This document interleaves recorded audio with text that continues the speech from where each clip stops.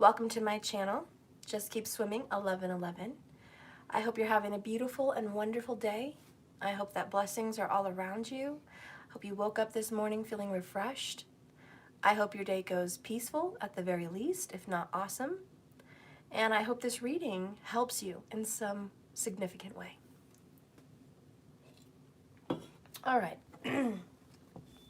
So this reading is going to be about you and some person. I really don't know who. I'm just going to pull cards, lay them out, and let you know who it's about. Because there is no goal actually in mind. No specific anyone. I'm just going to say someone, okay? You and someone. So this is going to be about someone. Could be you. All right, but most likely it's someone that you're dealing with. Hi, April. Top of the morning to you. Are you from England? That sounds awesome. I like that little phrase. Top of the morning. Top of the morning. I love it. You love my readings? Thank you, Kiki. Oh, hi, Angela. Hi, Mel. Hola. So, look, I'm really sorry about missing the Cancerian child yesterday in my humongous reading. I'm so sorry about that. I believe what happened was, in my head, I have a lot going on. We all know it's Mercury retrograde. But I was thinking Leos are technically Cancers, most of them, in tropical, okay? So the Leos in tropical are Cancers in Vedic. So somehow in my mind, the way it always works, I told myself I've done Cancer because I did Leo. So it's harder for me in Vedic to like stay aligned with the signs because sometimes if my mind's not working right, I'll skip one. So anyways, I will redo that one later, okay? I will do the Cancerian child reading and how they feel, okay? So I just wanted to let you guys know. Now let's go ahead and see what's going on with this someone. Show me this person that my collective is into here. Appreciation.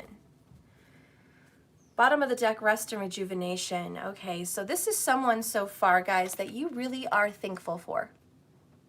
For whatever reason, okay? You're really happy you met them. You're really thankful they came into your life. They gave you something. They gave you a sense of appreciation and a value for yourself, a value for this world, a value for your children, or a value for whatever, you know? But this person came into your life and just made you feel very grateful and appreciative of what's going on for you, okay? Then you have the rest and rejuvenation card. This is more like Four Swords. So you guys really aren't talking. You guys are not really communicating right now. You guys kind of put the relationship on hold, right? You kind of just gave it a rest. Right now you guys are taking some kind of a break. You're resting, you're rejuvenating.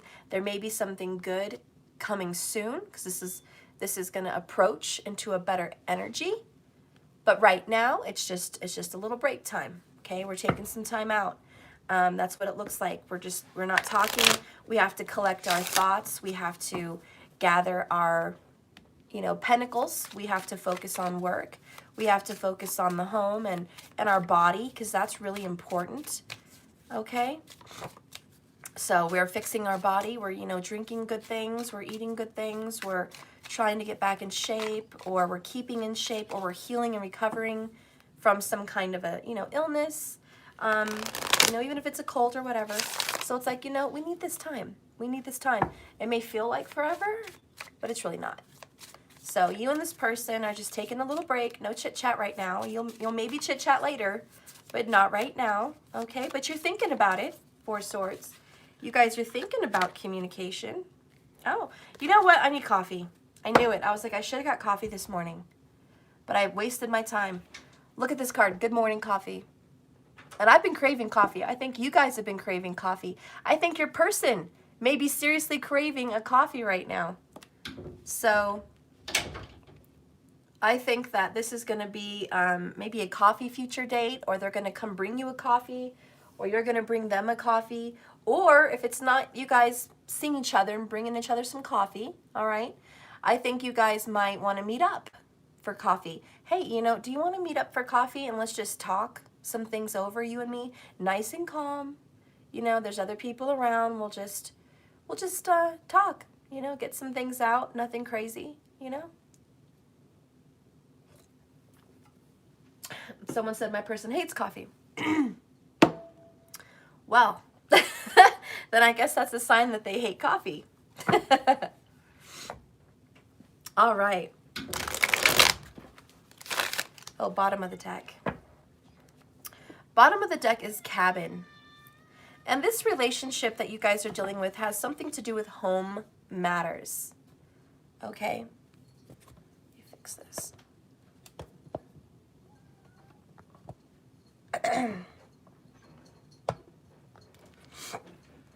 So your relationship has something to do with your home and your family. It's not just some little flyby relationship. This actually affects your family in many ways. They're affected by this relationship and by this connection.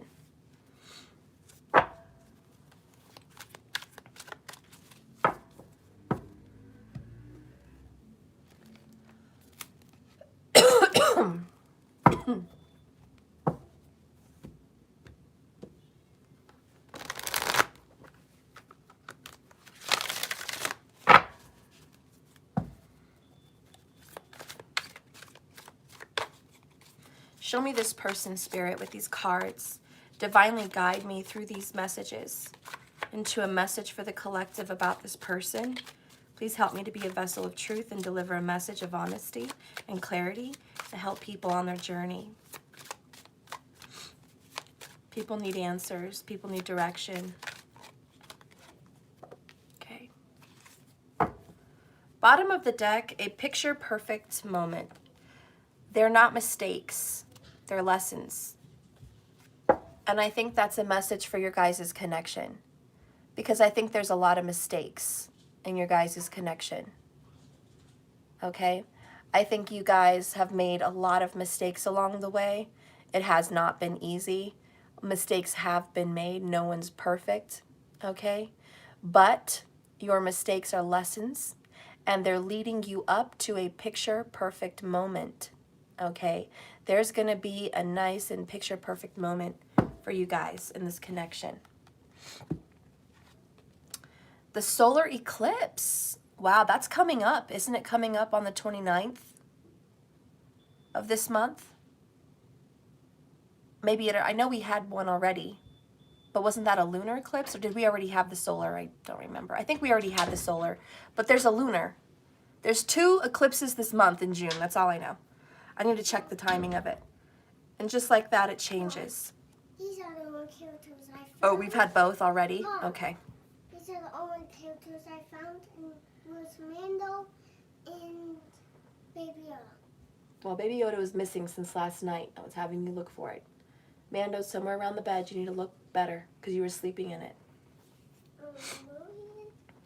Anyways, I guess we've already had the 2. That came fast. You know, that came really fast. I remember doing 1 ritual, but I don't remember doing 2. I must have missed a ritual for one of them. Oh, the other one was a writing ritual for the eclipse. I remember the solar eclipse. Writing your feelings, burning it, letting the past go, and writing what you want to come in. I remember. So if you guys did anything like that for the eclipse, writing something down, burning it, bringing something in, any kind of a candle ritual even, I think there's going to be some changes. Because it says, and just like that, it changes. Because the solar eclipse eclipses out things that don't need to be here anymore for you guys and brings in what you do need. Okay? So the solar eclipse has some kind of meaning here for your guys' connection.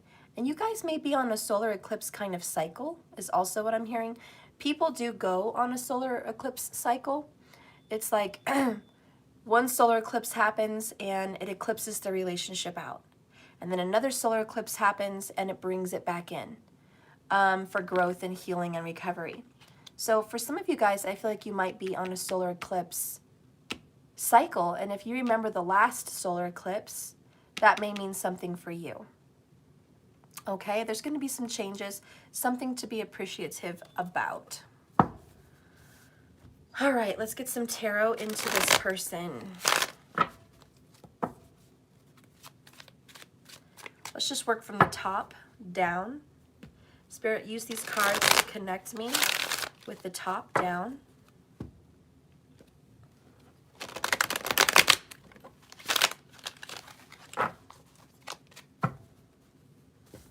We have a steady magician just staying down there at the bottom. I'll tell you what.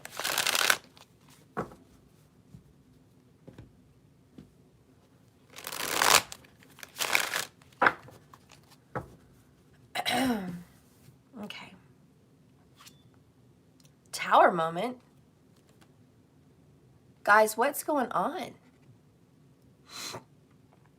A tower moment definitely happened with your person recently.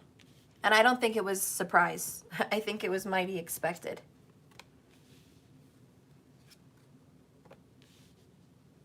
We have 6 of Cups, 9 of Cups. We have the Fool card. We have the Hierophant.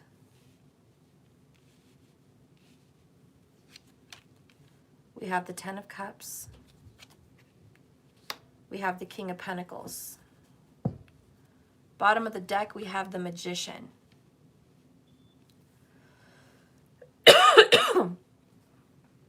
Thank you so much, Adusman. So we're definitely, we got Gemini, we got Virgo, we got Scorpio, we got Aries, we got Cancer, we got Taurus. Okay?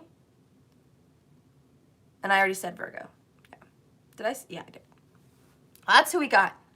That's who we got. That could be your person. There's a lot of signs in there, but that could be your person.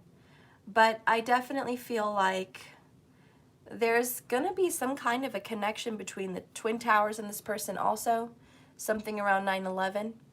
I got a message earlier about that this morning.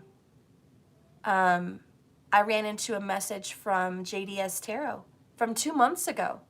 I didn't even know he was there 2 months ago. Like, I didn't even start watching him back then. And I ran into this reading, and right when I was listening to it, brushing my teeth and stuff, he said, I felt the Twin Towers. He said he was seeing 9/11 2 times in a row. And I said, well, damn, John, I've been seeing 9/11. I see 9/11 actually pretty often on the clock. I see it on the clock pretty often. And sometimes I see 7/11. I've also seen, what was another one? 9/11, 7/11,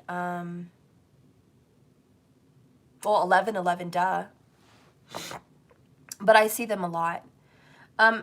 So anyways, there may be a connection for you guys because that kind of popped up for me today, and it just, the tower popped up again, and my first thought was, 9/11 again, the towers, like, what's up with that? So if you're watching me, you may have a connection with that. Okay, that may be a sign while watching this reading, and Spirit says, I know you're watching, and I'm going to bring up this connection to you so you know this reading is for you, and I want you to listen. Please listen. If that connection makes sense for you, please listen. Okay, so then we have a Virgo and a Gemini energy here in reverse. The Magician in reverse is like, I don't really have the power. Overall underall energy here is, I don't have the power to change anything, and I don't have the power to manifest anything. It's kind of like someone believes their life is built out for them. And the Hierophant is in reverse. Somebody has, I'm sorry to say, but someone here definitely believes that the universe already has their destiny planned out for them. And they don't have a say. It's like, hey, it's already been written. You know, I really can't make any changes. There's nothing I can do about it. And I think this person says there's nothing I can do about it pretty often. Okay, I definitely get the feeling that this person repeats that. Oh, there's nothing I can do about it. Yes, there is, actually. This person also is not really happy with what they're doing for career. And this person is not happy about their physical state. They may be sick, or they may be unhealthy, or they may be getting older. You know, this may not be you. This may be this person. Somebody here is just not feeling the greatest. Even if they look amazing. I just had a friend that underwent some serious plastic surgery. She's gorgeous. She didn't even need it. She looked amazing. She had 4 kids. Gosh dang, give me a break. She was still wearing bikinis, even after 4 kids.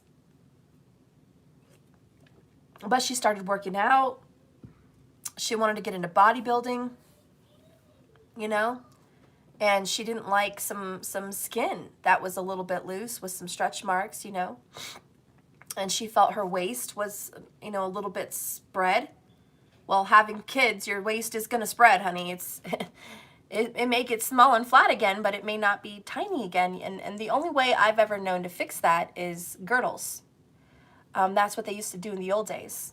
Cinch you up. Cinch you up in a girdle. And that will train your muscles to come back together in a smaller way. And you can do that anytime. Work out, burn those muscles, rip them, and then cinch it together with a girdle. But she didn't want to do all of that. She wanted to just get the surgery done. So she got the tummy tuck and they cinched her muscles in together. And she's got an amazing stomach now, an amazing body now. But her scar is healing. She's got a big scar at the bottom. And she had a breast augmentation as well. And man, man, guys, I saw the pictures. I don't want any part of that. These people, they were getting like, oh my God, they were getting tissue and stuff, like rags, whatever. She was busted open, her whole stomach, and they would like get the rag and wipe inside the flesh. Why are you doing that? Can you not just use like, I don't know, like a tool with water or something? Like, do you have to get the glove and the rag and wipe it down? Like, oh my God, the pain, the pain. Anyways, they would just, you know, be rough with it. They were rough with it is my point. They weren't gentle. They weren't like, oh, da, da, da. They were rough with that shit. I'm like, oh, Lord Jesus, you let them come inside you like that. Oh, Lord. Cut her a new belly button, too. Anyways, that's my friend. Not a really, really, really good friend, but that's an acquaintance friend I've had and I've known for many, many years.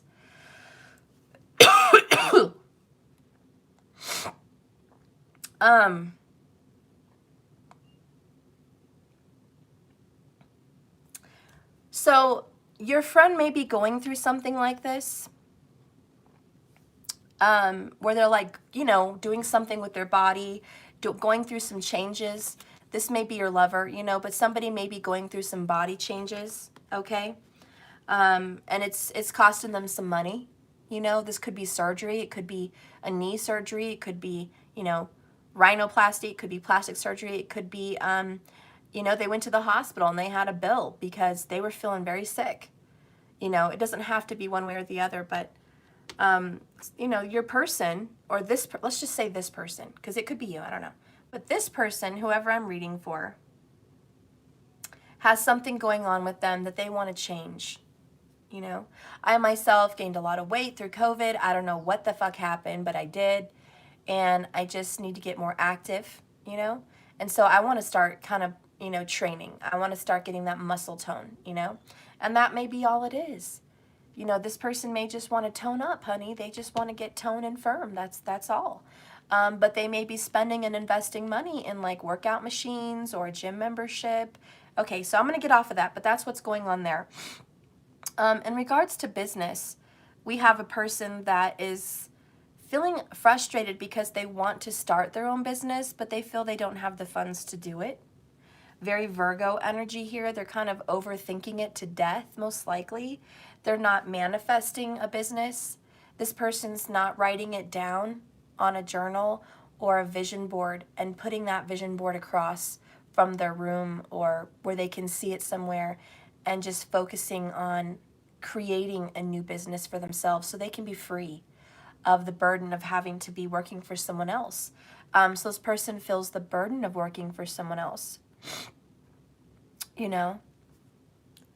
And this person's like, the stress of it all, the desires that I really have in my heart are to have my own kind of thing, but it's just so hard getting started. And what does it take to get started? It takes faith. And faith is in reverse with the Hierophant. So we have a person that has ye of little faith. Oh, ye of little faith. And we have someone that has frustration in themselves.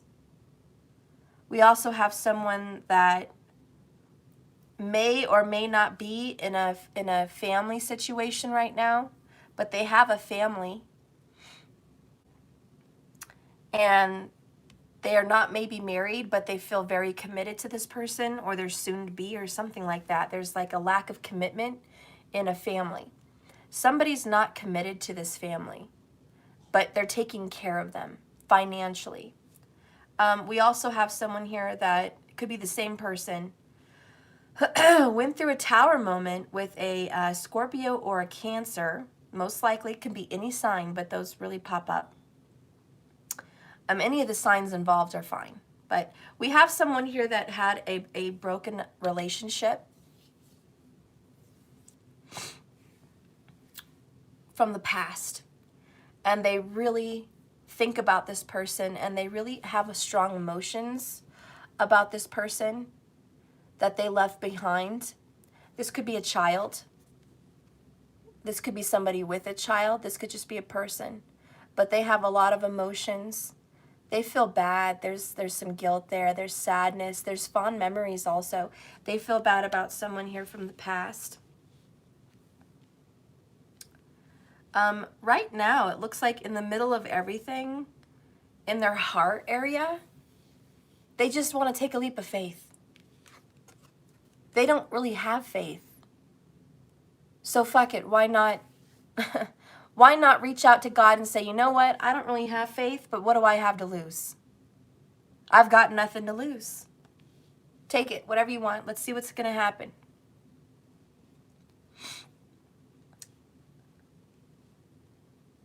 This person comes from a broken home. This person comes from a family that was broken.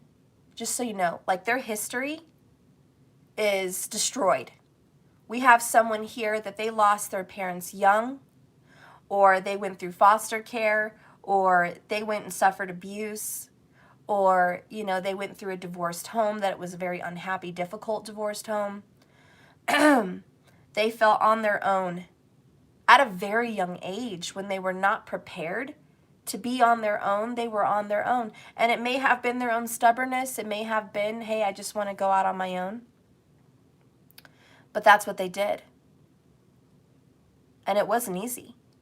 And so their past, their roots, their foundation of who they are as a human is broken.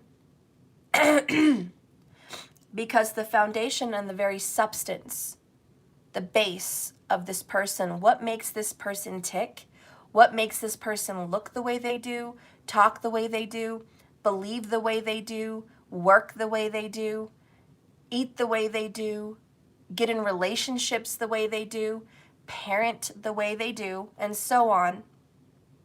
Everything that makes this person that person started down here at the roots.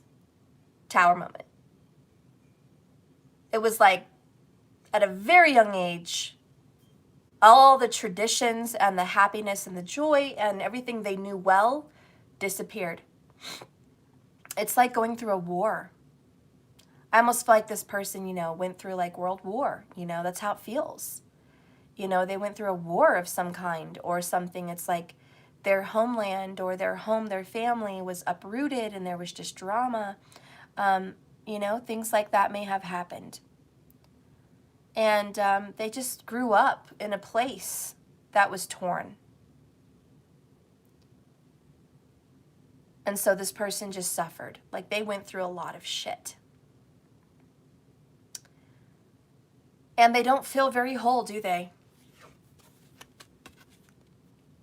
They just don't feel very whole.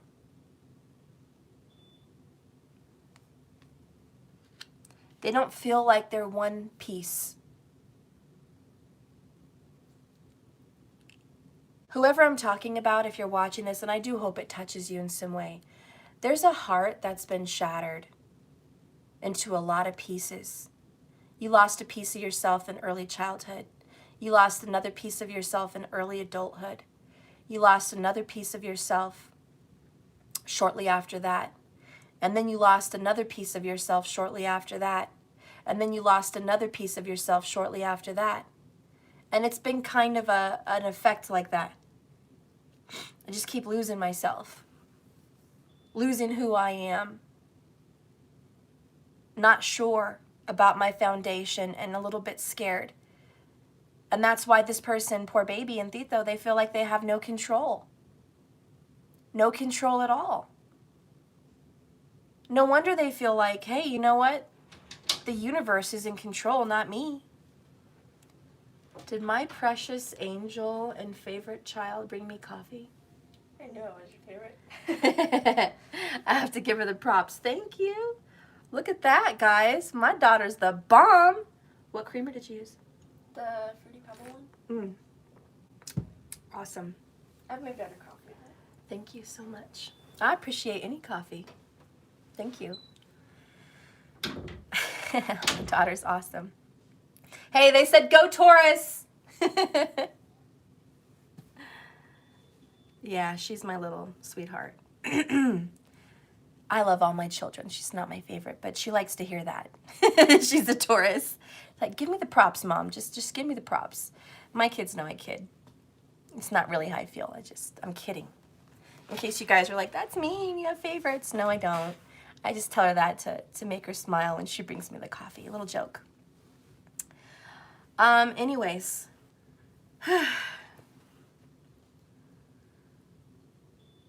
You know, this reading has fear behind it. And I'm not going to lie, I have emotions coming down with me with this reading. I'm not going to cry. I'm keeping my shit together today. I will not lose it like I did in the other reading. But I am definitely terrified to let my kids leave home. Ugh, I'm terrified to let them drive. There's psycho drivers in Colorado, guys. Psycho drivers. I can't even tell you the stupid, pathetic psycho drivers out here. They just speed, they cut through, they don't pay attention. They're just, I think I have a bunch of dumbass kids out here that just stay on their phone. Anyways, because I've lost my dad in a tragic car accident with a drunk driver, and my grandpa got into a tragic accident as well, but he didn't die. He just ended up in the hospital. It was terrible. He was flown out of his car.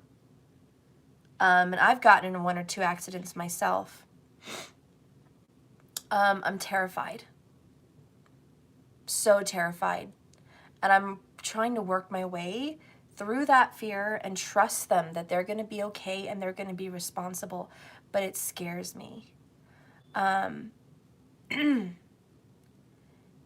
the fact that their father was murdered in New York terrifies me. The friends that he made, the people he was around, terrible. Before he had gotten shot, he had been shot once before and survived that. And before he was shot then, he was stabbed in the neck. He had a lot of physical fights, not because he was looking for it, because he was very good looking. And in New York, there's a lot of ugly thugs out there that are jealous of a blue-eyed, tall, caramel-skinned, handsome Puerto Rican that looks like Brad Pitt. They're jealous. They wish they could pull girls like he can, you know, or guys for that matter, you know, because he got hit on by a lot of gay men. But what got him into trouble was people were jealous. They were jealous that he had family that loved him. They were jealous that he had looks. They were jealous that he had me. They were jealous that he had a life. A lot of their lives out there was just shit, and they were jealous. And my kids are beautiful. My kids are gorgeous, and they look so much like him. My daughter looks almost identical to him. She's got hazel eyes, not blue, but she's a spitting image of her father. She's tall and she's thin and she's got that beautiful Taurus face. We talked about how beautiful Taurus people are. My daughter could literally be Angelina Jolie when she's older, and that fucking scares me. Fucking scares the shit out of me because she's gorgeous now and she's 15 and she's getting looks and I'm like, look again, motherfucker, I'll cut your neck. You know? Look again, boy. I'm gonna hunt you down. I'm gonna run you over, and I've been known to run people over, so not in a killing way, but I'll hurt you. I'll break your leg, that's for sure. You know, that's all right with me. I'll break your leg and call it an accident, okay? Don't fuck with my daughter, you know? I'll say you were in the middle of the driveway, okay? Sorry. Anyways, the point is, I'm terrified. This human that I'm reading for is also terrified. It's like there's something in the past that, you know, like I described, that makes this person extremely scared. Okay, terrified. You know, my kids don't have a father. My beautiful children don't have a dad that's out there looking out for them, that's gonna ride and die and fight for them. And, you know, they don't have that. It's me. And it's scary. It terrifies me. I've dealt with a lot of problems with my oldest because of the absence of their father. My daughter's been an angel, so I don't know what's going to happen in the future. She's been an angel. But my oldest, I've had a lot of problems. He's an angel now, but I went through a lot, and there's some scary shit that I've had to go through. There's predators. There's sick people that want to hurt my children. And it terrifies me to let them be out there. It makes me fearful of death. I'm not scared of death. I'm scared of losing my children. And I've got to fight that, because if you resist, it persists. But, you know, the fact that this tower kind of describes the situation, and it's like my youngest, he's 5 right now, about 5.5, and his dad is absent also. And I'm like, what am I going to experience with that? Why does it have to be so fucking hard? You know, and his dad's at least alive and around, but now I'm scared about losing him. I'm like, part of me doesn't want him in our lives, because if he gets too close and something happens to him, I can't deal with that. Won't. So I'd rather him just be distant, and maybe, you know, that's better. But the other part of me is like, he could be here, and he could help him, and he could raise him to be a man, and he could raise him to be strong and resourceful and be a hard worker. There's a lot of good qualities about my youngest father, you know, my youngest's father. A lot of good qualities. He's a hard worker. He's a strong human being. He stands up for himself. He takes care of himself and other people. He's wise. He knows people. He's careful. You know, he takes good care of himself. So there's a lot of good qualities about him that I want my youngest to have. I want him to see that in a man and want that, you know. But then again, there's that fear. There's a fear for me. What if his father has this stupid, psycho, crazy bitch still in his life and she ruins everything? What if she has it out for my son? What if she tells my son bad things about me? What if he overhears negative things and has emotional issues? You know, he and her haven't raised children almost to adulthood. They don't know how emotional abuse affects a child yet. I've raised one. He's 16. And I, of all people, have experience saying if you raise children in an emotionally abusive home, whatever they hear and feel and see affects them. I know. I grew up in a home like that, and my oldest kids went through that. So, you know, when my ex tells me, oh, it's no big deal, we're fine, everything's fine over here, oh, fuck off. No, it's not. I know how that bitch spoke to me. I know what she said to me, and I know what she did to me, and I know what she did to you. I don't want my son around it. And if you have no balls and you want to be with a heartless bitch like that, then I guess that says something about you as well. And so there might be some fear attached with all of this. And I'm just using my experience as an example. Maybe that's how you feel. Maybe that's how they feel. Maybe there's something underneath going on like that in a family. We do have 10 of Cups. You know, see, yeah, someone said they're going through that. Patrice just said that. So yeah, it's very scary. And there's a lot of fear here with someone. Just scared. Scared about taking that leap of faith, feeling like they have no control. And it terrifies me in this world. Sick people terrify me. There's a sickness, a mental sickness with pedophilia, and there's a mental sickness, to be honest, with sexual depravity. Is that a word? Depravity? Depravity? I do feel, and that's my honest opinion, that a lot of men and women today, even if they're straight, gay, whatever, they have a sexual, twisted mind. And even though they seem like normal people, they want their partners to do sick sexual things. Depravity, whatever the hell. You know? And it scares me because my kids are going to go out in this world and who knows who the fuck they're going to meet. At least I'm strong enough to deal with that and call it like it is and say I'm not going to fuck with some sicko like that.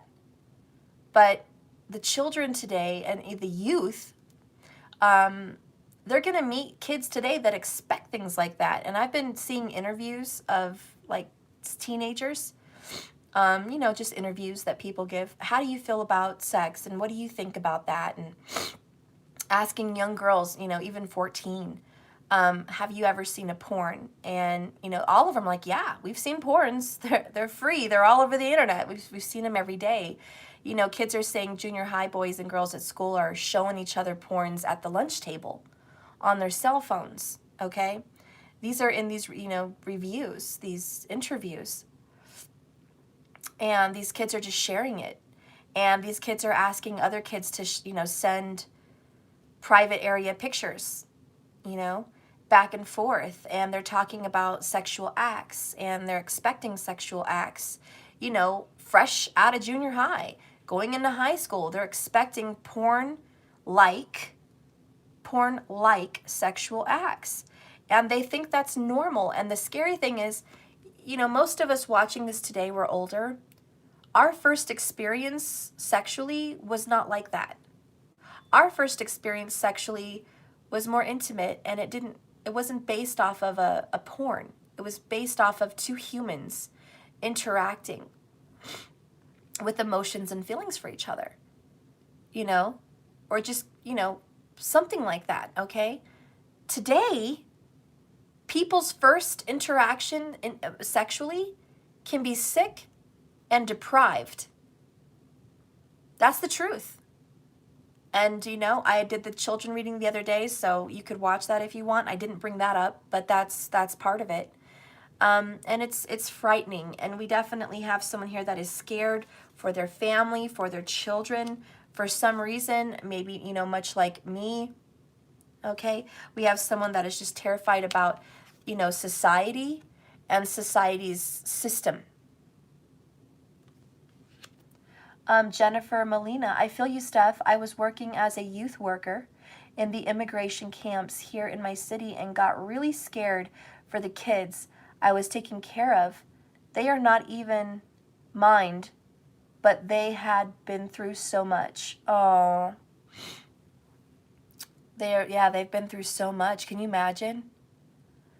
So anyways, we've got a lot of fear-based stuff going on here in regards to a family. Just scared. And even if it has nothing to do with what I just brought up with all those different scenarios, we might have somebody here that is scared about having a family because of what they've been through in their own family.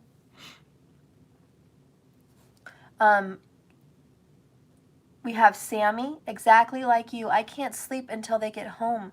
I'm a social worker and did a talk. And kids, it's so different. Yeah, kids are so different today.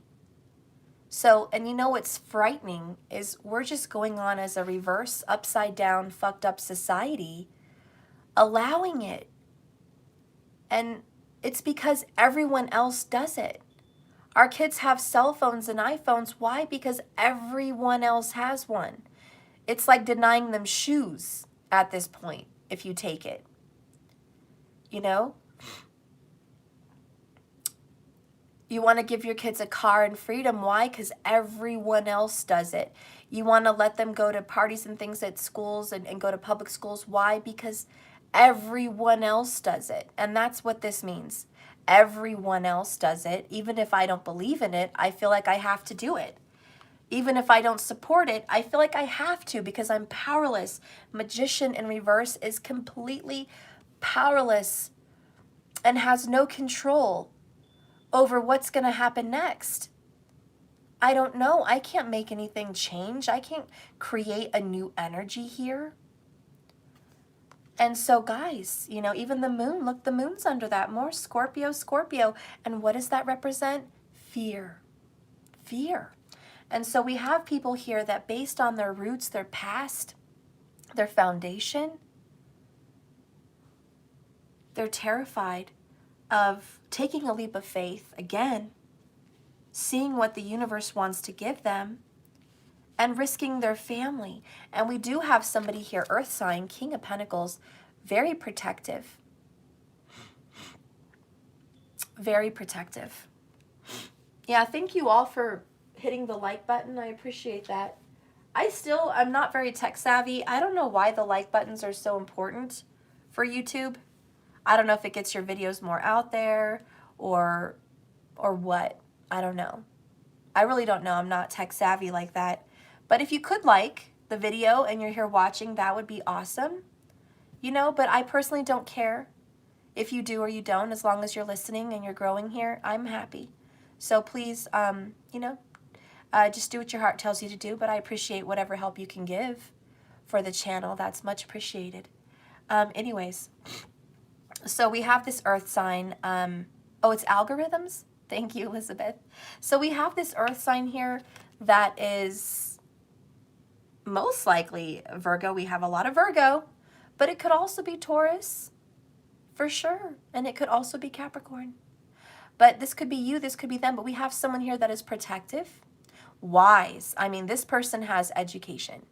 This person may have college degrees, or this person may just be really intelligent. Like they have a good head on their shoulders. They're smart, they're wise. They're someone you could talk to get advice for sure. Yeah.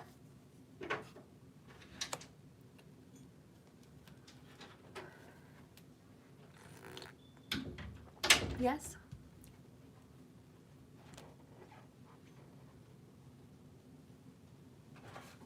Oh, you could clear that off.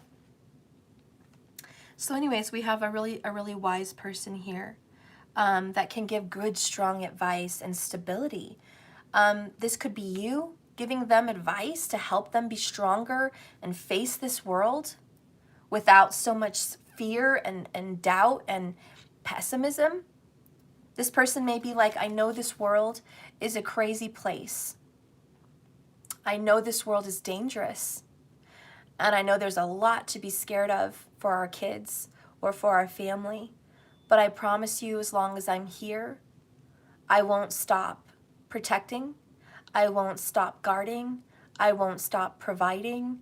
I won't stop keeping a watchful eye. I'm the Good Shepherd. This is the Good Shepherd. And I may title this video The Good Shepherd. I don't know. Later. But I'm going to tell you, we have a very good person on our team here. Whoever this is. Like, you know, if this is you, this is them. Someone has a very good person on their team. And in my story, it would not be the crazy biatch that thinks she's bonus mom. Would not be her. So we can count that out. And if anyone in your life is like that, you can count them out. That's not them, okay? This is either you, whoops. This is either you or this is the person you love. That's who this is. Because you would have a family connection to this person. They feel like family to you, or you feel like family to them. Or you guys share blood. And by sharing blood, you share a baby, or you share a human, you share a child, or an adult child, okay? So there's a connection for you guys here. I also want to take another step out and just tell you this. You guys would share a past life together. And this past life together would be something connected to, I'm hearing Rome. Rome, which is Italy. Sorry, but it comes out how it comes out. But there is a Roman past life with this person. And maybe you have dreams, maybe you have knowings. But also, this Rome past life connection would have brought you guys together in some way and connected to New York in some way, which might be the 9/11 Twin Towers. You didn't have to live there, but maybe your parents are from there. Maybe their ancestry came in through the New York, I forgot the name of it, where they come in into America. What do they call that? I don't know. I forgot. I can't. But you know what I'm saying? And even if you grew up here and you never went to, Ellis Island, thank you. Even if you never went to New York, you might have a New York connection. Like your children now live there, or your sister moved there, or you always felt like you lived there. I used to feel like that all the time when I would see movies. I would pick up on an accent out of nowhere.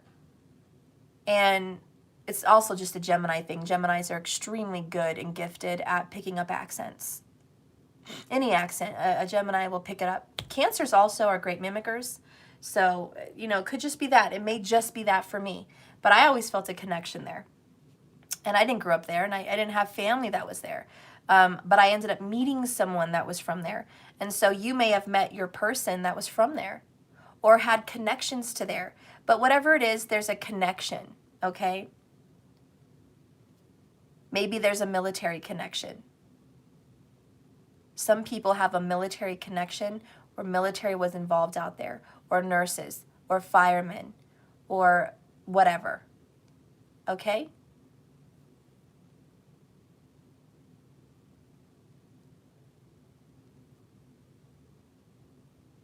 So anyways, that's going to be a connection for you and this person. I'm going to move on with this, but so far so good, right? So far we've gotten a pretty good message. Let's get a little bit more clarity here.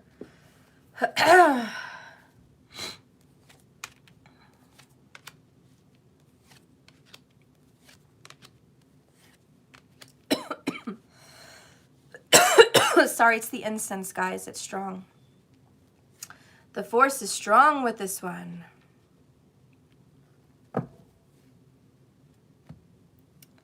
Okay, the shadow energy of your guys' connection is this.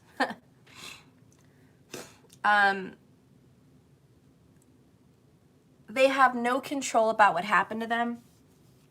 You have no control about what happened to you. But this person feels like it wasn't my fault and I did nothing to deserve what happened to me as a child or in my history at some point. Even multiple occasions, I didn't have any control over the situations in my life that came crumbling down. I feel very hurt and there's a lot of even sexual tension between this person and you, or you and this person. Like there's a lot of sexual tension. You guys had a very intimate, very sexual relationship, it feels like, where you guys could just turn each other on no matter what. It was extremely hot, and it was attractive, and it was desirable, and you guys made each other feel good. And your guys' sex comforted each other. So there was something very releasing and very comforting through sex for the both of you. And the Kundalini was, awakened during that time because your souls knew each other before. So when you guys were intimate with each other, your souls just connected much stronger than they do with other people. So there was just a much stronger bond and a much stronger connection for you. There's a financial hurdle for this person because 9 of Pentacles, 10 of Pentacles right under each other. This person really is striving to own a business, really striving to own a home, and they are just getting hurdle after hurdle after hurdle. It's like, God dang, can I ever like just, you know, get past this hurdle? Because every time I achieve some kind of an overcoming of a financial hurdle, there's another one right behind it. And so this person's like, I really keep jumping hoops here, and I know there's going to be a light at the end of the tunnel when it comes to career, but where is it? I'm getting tired and I'm getting worn out. Remember the physical attribute here. But underneath even all that, this person has a very high drive to work and be successful. This person believes that with all their heart, they're going to achieve success in that area of their life. It's a very strong earthy energy, and we do have the King of Earth. So this person does a few things different than other people. A, they work harder than most people. B, they show up on time. C, they believe that, you know, working long hours is going to get them somewhere. This is someone that wants to work long hours. This person has different mindset about work than most people. And they just believe that through work, it's going to give them security. And so their work really does give them security. This person also feels they have to be strong physically to protect themselves. This person feels like body really matters, because if they don't take care of their body, they're not protected. And this person also feels like they're all alone. Sorry guys, the incense. So we have someone that says, I'm alone in this world. If I don't do this for myself, no one's going to do it for me. We also have someone that feels they have to provide for children or a family, okay? They feel like it's up to me. If I'm not providing, they're not going to make it. They're not going to make it well. And this person has a beautiful heart, by the way. They want to give their kids the best. They want to give them the best of everything. Anything that they can give them that would benefit their lives, this person will do it. It's very grateful energy here. Like my youngest kid's father, we don't talk, and clearly we don't get along at this time. I would like to get along and talk, but there's a bitch in the way. So, but one of the things that I admire about him is he's a hard worker, and he takes care of his kids, and he does take care of his child support. And he's not a rich person. He just busts his ass very hard, and he goes above and beyond whatever he has to do to be responsible and take care of his bills, even if he has to do side jobs. And I admire that about him. I admire such a hard worker. I admire that because, you know, I see a lot of my grandpa in him. My grandpa was the same way. He never left his family, but he loved them and he was dedicated to them, and he worked 2 and 3 jobs if he had to provide for my dad and my uncle. And he was just one of those beautiful Virgoian men that was just like, you know, and that was Virgo and tropical though. And my ex is a Virgo and Vedic. But it's like these people just, what an amazingly dedicated, hardworking, focused person. And it's really an attractive, it's very attractive. It's an attractive trait for someone to be so responsible. I wish he was more emotionally inept. I wish he was more emotionally attentive and nurturing to his child, but at least he's financially. And I thank him for that. You know, that's wonderful. Thank you for that, you know. Those are one of the traits I hope my son learns from him. I hope my son can pick up on that. I hope my son doesn't pick shitty women like he has. You know, shitty ass women. But, you know, for whatever reason, my kid's father believes that the person he's with is the greatest thing since sliced bread. And he believes that and he wants that. And so that's what it is. I think she's Satan's spawn. I know she is. She was evil and vindictive. And she's controlling and diabolical and manipulative. And she's a liar. And I wish he would see that about her. And I wish he would see how toxic she is to our child. And I wish he would choose our son over her. But for whatever reason, that hasn't happened. And that may be something in these cards as well. Somebody is choosing a relationship, a diabolical one, over their family. But at least they're being respectful and responsible with this King of Pentacles. Okay? Because this means I may have chosen some bullshit ass commitment over what is really important. And that is terrible, but at least I am being responsible where it counts a lot, you know? So anyways, that's kind of what's going on in the confidence area. This person is always having that financial hurdle, be it child support, be it debt, be it, you know, education, that he can't make more, you know, or she, but whoever this is, they might have a lot of financial hurdles. Okay. Going into their heart though, now their heart, their chest, like what's coming out of their emotions right now, this person is actually really optimistic. Just look at this. This person actually has a lot of hope and faith and optimism and wishes. This person, whoever I'm reading for, is just like, I really believe and I have hope that the universe, that the stars will give me a fresh, new, brand new beginning and kind of save me from this. And I think that's a lot of what this is. I'm reading about someone that's asking God, please save me. Please save me from this situation. We may have someone that's asking God to help them, asking God to deliver them from oppression.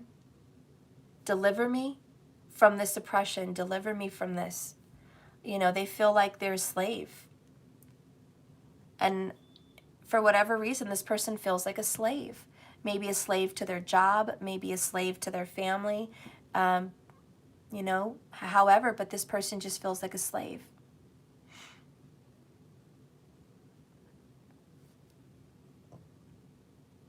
Diamond legal, say no more, the truth will be evident. Aw, that's a good saying, Diamond. Say no more, the truth will be evident. And I believe that. I believe the truth will always come out in divine time at the right time. And this person is asking God, deliver me from this oppression and slavery that I'm in. Help me. They're praying to God for a break. God, can you just cut me some slack and give me a break? Can you bless me? Can I win the lottery? Can I win the lottery? Could I win anything? Could I, you know, get a break? Could I meet the right person? Could I, you know, get lucky? You know, star card, lottery with the full, like, is there any way that you could, you know, shake your magic wand up there, Spirit, and give me some luck? Like, I would really like my luck to change, you know? And so I'm reading about someone that's like, God, I just want my luck to change, okay? I could really use a blessing today. This person is just praying for a new start and a new beginning. But here's a situation that is the truth, and there's no denying this specific situation. Here's where it kind of boils down to. The truth. This is more the throat chakra energy, right? So we're getting into the 5th chakra area with this 5th cards in the row, 5th row. So this is about the truth. And we have the Hierophant in reverse. Beliefs are seen here, and the challenge to change your beliefs.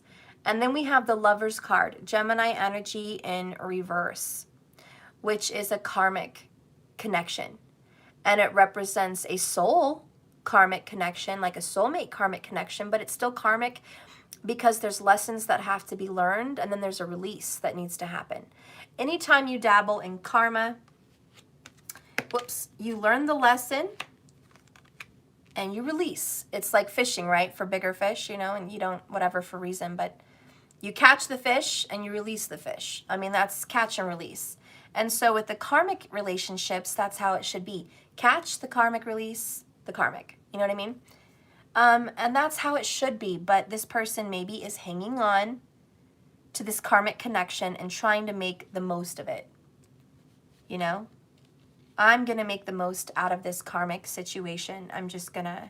I believe that the more I put into this karmic connection, the more I dedicate myself, maybe the more I stay in the relationship, maybe if I give them a ring, maybe if I promise a future, maybe if we get married, maybe if I give them kids, maybe if I, dedicate myself, maybe decades later, I'll be happy. I'll be happy decades later. It just takes time. Or maybe they have a belief that relationships really aren't meant to be happy. I said that earlier over here at the Tower card. This person has a foundation that was just torn to pieces. And it really is sad. Some people, and my heart goes out to you if you're one of them, or so are they, but some people just believe that relationships are not meant to be happy. That somewhere down the line, the rug will get pulled out from the relationship and it won't be happy anymore. Maybe they have just this automatic pessimism about everything that, if you meet someone good that wants to stick it out with you, you stick it out with them. Whether or not you feel enlightened or enriched. My poor ex is in a very toxic relationship, as I've mentioned probably more than a few times. But did you know that even his barber or his hairstylist people and his friends, like there's some close friends, some Asian friends that he has, that spread the truth. They talk amongst themselves and to other friends, mutual friends of mine and other people. And these are very close friends of his. Like he has like 3 really close friends, girlfriends. And some of them run their mouth. And anyways, it's been said that he is controlled. He's controlled by the relationship he's in. And that's not me saying it. That is not me. That is his closest posse. His closest posse, the ones that see him, because I don't, the ones that see him and know what's going on in his life, they smile in her face, but they know that she's controlling. And they know that he's changed in a bad way since he's been with her. And so the rumors have spread, and I don't know if you can always believe rumors, but based on my conversations with her, I believe them because the way she spoke to me and about my child. So I know that she is a toxic bitch. It's not like I'm just hearing rumors, but the rumors have been, and he doesn't even know I know those rumors, but the rumors have been he's been controlled. And some people said it's almost like he's a Stepford wife. Have you guys ever saw that movie Stepford Wives? Nicole Kidman's in it, but they're like robot wives. The husbands get a robot put into their body or some kind of a chip, and they have a remote control, and they control their Stepford wife. So that's pretty much how it is with my kids, my youngest kid's father. He's with someone that has a remote control, and he doesn't see his child because she doesn't want him to, because I'm around. If I was dead, maybe that would be a whole different scenario. But because I'm alive and kicking and breathing and around my child, she'd rather him not be around me. And her excuse was, I trust him. I just don't trust you. As if what? I'm going to rape him? I'm going to overpower this man and make him do something he doesn't want to do? No, honey, the truth is you don't trust him, okay? You don't trust him around me. Why? Well, one, because I'm beautiful. Hate to be conceited, but it is what it is, I own it. And my daughter's beautiful. I'm beautiful. I'm a beautiful person. Okay, sometimes it's not a major ego situation, it's just the truth. Okay, I'm not Angelina Jolie, but I'm not something to, you know, be disgusted from, that's for sure. You know, when you see him coming around me, it's not, oh, he would never do that. Yeah, he would, and you can see me and you can know that. So, you know, it's not funny. It's not funny for my kid. What really has to happen here is adults need to be adults. And you either need to trust your man or your woman, or you don't. And if you don't trust them, you need to break up. Period. You trust them or you don't. You can trust them around whatever opportunity or you can't. That's what it comes down to. And so he has denied his child a visit to coddle her in her insecurities. And he's decided to stay away for over a year. We're working on 2 years now that he hasn't seen his child because of her. And she just stepped into the picture. She hadn't been there a long time. She wasn't there before us. This is someone that came in after us. And she's just taken over. And is she better looking than me? Not really. Not really. She needs makeup, or she looks like, I don't know, but she doesn't look great. I saw her pictures, and even the best ones that you put as a profile pic, on a scale of 1 to 10, I'd give her a 6. So it's not looks. Her body, is it banging? No. Could he be whooped still? Probably, could be. You know, she's just got a typical, normal body. Nothing special, nothing great, nothing, you know.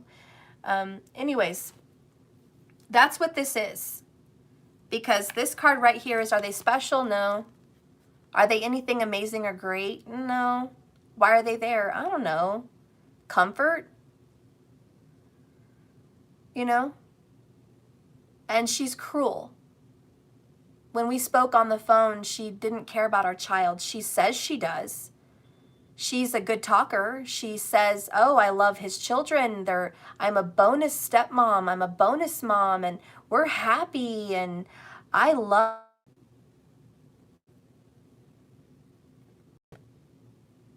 You know? So she makes it sound like they have their own little family unit.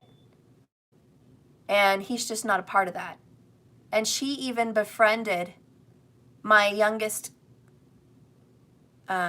kid's father's ex-wife. So she befriended her.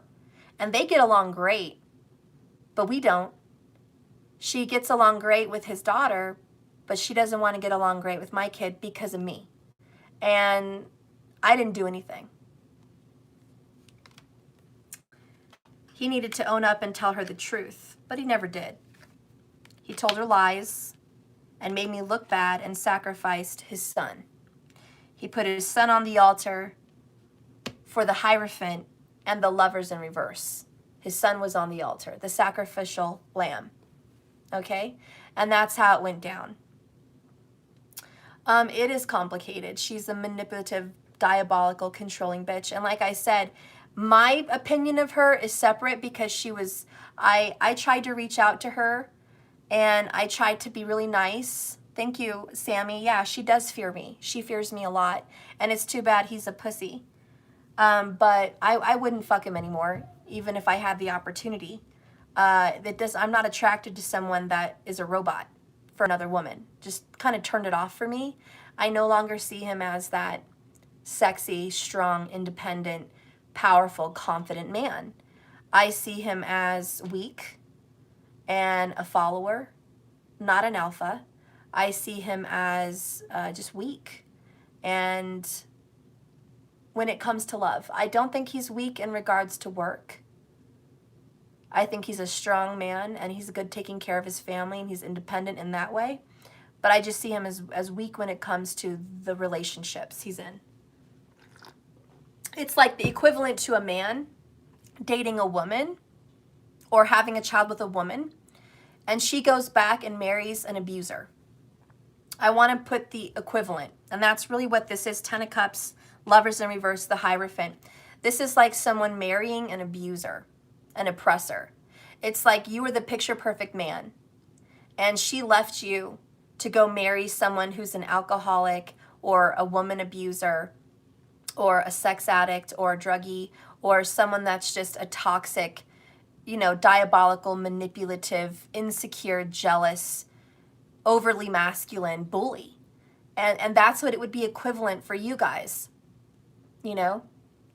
Or, you know, even if you're gay, you know, you treat someone with love and respect and kindness and they leave you for another man or another woman, however that gay situation is, and they control them and make them be whoever you know they're not.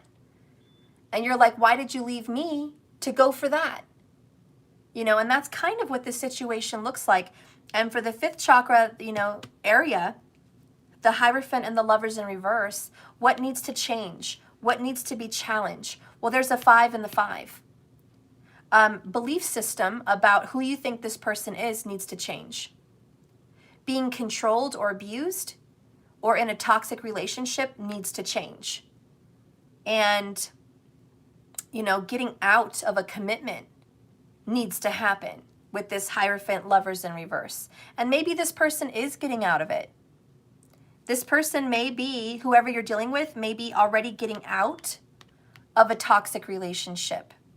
Because we have the Tower here, this is over here. So it's quite possible they are reflecting on the past and the emotions are coming up to the surface.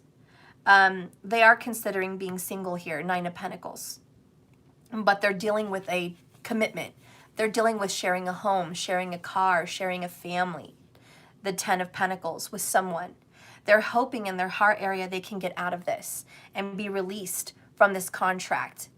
Because with the Hierophant, this is a karmic contract. So they're hoping I can get out of this marriage or I can get out of this relationship. So it could very well be in this reading that this person is getting out of this relationship.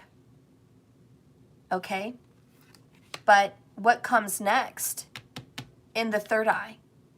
In the truth and the intuition and the knowing and what they see spiritually with their spiritual eyes is, I have a wounded warrior here in regards to a family, which means I've been working a long time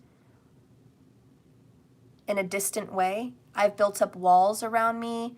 I've caused barriers. I've caused problems in a happy family. And this shadow energy is, I'm wounded. I don't know how to have a happy family. How do I make a happy family? I've never had a happy family. Every family relationship I've been in turns out toxic. My childhood turned out toxic. You know, my first marriage turned out toxic. My second marriage turned out toxic. My third marriage turned out toxic. Or it may not be a marriage, it could just be a union. You know, a union together, sharing a life. But it's like, I don't know how to have that. I never really had it. How do you even do it? What's the blueprint? So we have somebody here asking questions. What's the blueprint? How do I get this happy family? So we have someone at least that's praying. We have someone that has some faith. We have someone that is either getting out of a situation or maybe soon will be. Okay? But there is a very karmic commitment. And it's really hard to get out of, the 9 of Wands. It's almost like somebody is tangled in spider web. They're tangled in a web of lies. They're tangled in a web of people and family members or relationships that control them. And they're trying to work their way out, and they are getting they're getting scissors and they're cutting thread by thread, trying to detach themselves from this. Funny, someone said a Black Widow earlier, and I'm talking about spider webs. There could be a Black Widow connection here. But somebody is just like, I have to cut this out. There's a poisonous Black Widow that keeps trying to tie me up in the web. And I'm trying to cut myself out. So there could be a connection for you guys. Maybe someone has a spider tattoo. Maybe someone is suffering from a spider infection, like in their house, like not an infection, invasion. I need to call the pest control. Pest control, we got spiders. But there's something here. There's a connection to a spider. And the spider for me represents divine feminine intelligence and wisdom. But when you think about the Black Widow, when you think about some spiders, what do? The female spiders eat the males. They eat them after they've mated. And I don't know how this works for you, but just the idea of your mate, your spouse, your partner, destroying you after capturing you and achieving a family is scary as hell. It sounds like a nightmare, but this person may feel like he's captured. And as soon as he creates a family or creates life with a female, that female eats them alive, takes their energy, sucks them dry. And even if it's a woman, just, metaphorically speaking, that's kind of what this is. It's just like you're allowing someone to suck you dry. And then you've got nothing left for positivity with a happy family. But like I said earlier, my youngest kid's father, he doesn't realize that the rumors spreading around him are not from me, because I've never spread a single rumor about him. In fact, I tell my family how great he is. I just told my mom for Father's Day, he was great. He told Matthew he loved him, and I'm glad he reached out. And she was like, oh, really? That's great. My mom's even wanted to take my son into his job just to see him, so he doesn't have to see me, And we may do that. We may still do that. I got to figure some things out. But he's just really in a toxic karmic situation. And if she wasn't around, there's not any reason we couldn't be friends and co-parent our child and raise him. She's the only thing standing in the way. And also his ballless lack of confidence to stand up to her. So can't really blame her completely. He's allowing her to do so. And when you allow someone to do something, you might as well be doing it yourself. So in the confidence arena, there's a financial reason why someone is stuck in a karmic contract. And to be 100%, that may be why my person is stuck in a karmic contract, because he depends on her for some financial needs. And I know that's true. I know it's true. And he may be there like a chained dog for those reasons. But what's really sad, and this may be your story, but what's really sad is he would have had a better life with me. My family wanted to adopt him like a son. My mom and my stepdad wanted to help him open a business. He wanted to start his own business and get a trailer. My family was willing to get him that trailer. They wanted to, have him like a son. They loved him. They were so happy that he gave us Matthew. They were just so happy with him. They wanted to embrace him. My grandpa and my grandma really liked him and wanted to embrace him, but he rejected them for whatever reason. He was rejecting the love of a family that he would have had with us, and he really didn't have family. And my family is very like an adoptive family. Like when someone doesn't have a mom and dad, and when someone doesn't have siblings in town, and like you're all alone out here, we want to like take you into our wings and say you're ours. Your family. Whatever you need, whenever you need something, you're here, And so my family was willing to do that. And that's this energy here at the 6 of Cups and the 10 of Cups. There's a family here that wants to embrace someone, just like my family wanted to embrace him. I bought a really big, nice house. He could be living here right now, having his own business, owning a house. Okay, we could have been married, matching tattoos, a beautiful son, maybe another beautiful daughter by now. We could have been vacationing in Mexico and Hawaii because we're planning a trip out there. We've already went to Disney a couple times. So he could have been part of all of that. he could have been embraced in a very strong family that believes in ancestors and believes in roots and believes in staying close together. We were going to be a tight family. He would have been supported and never felt alone. He would have never had to work as hard as he has to work. And I can guarantee you, I make 10 times the money that she does. She's a nail tech. I own my own business. You all know I make more money than that. I take care of myself and 3 kids. She's trying to take care of herself and 1. She can't even do that fully on her own. But when they come together, they can try to make a family work. You bring money in, I bring money in, let's do it together. They're 2 people that are half of themselves trying to make it work. I'm 1 person. I can uphold a whole family, and her included, and her kid. I've done it before. But he pushed us away.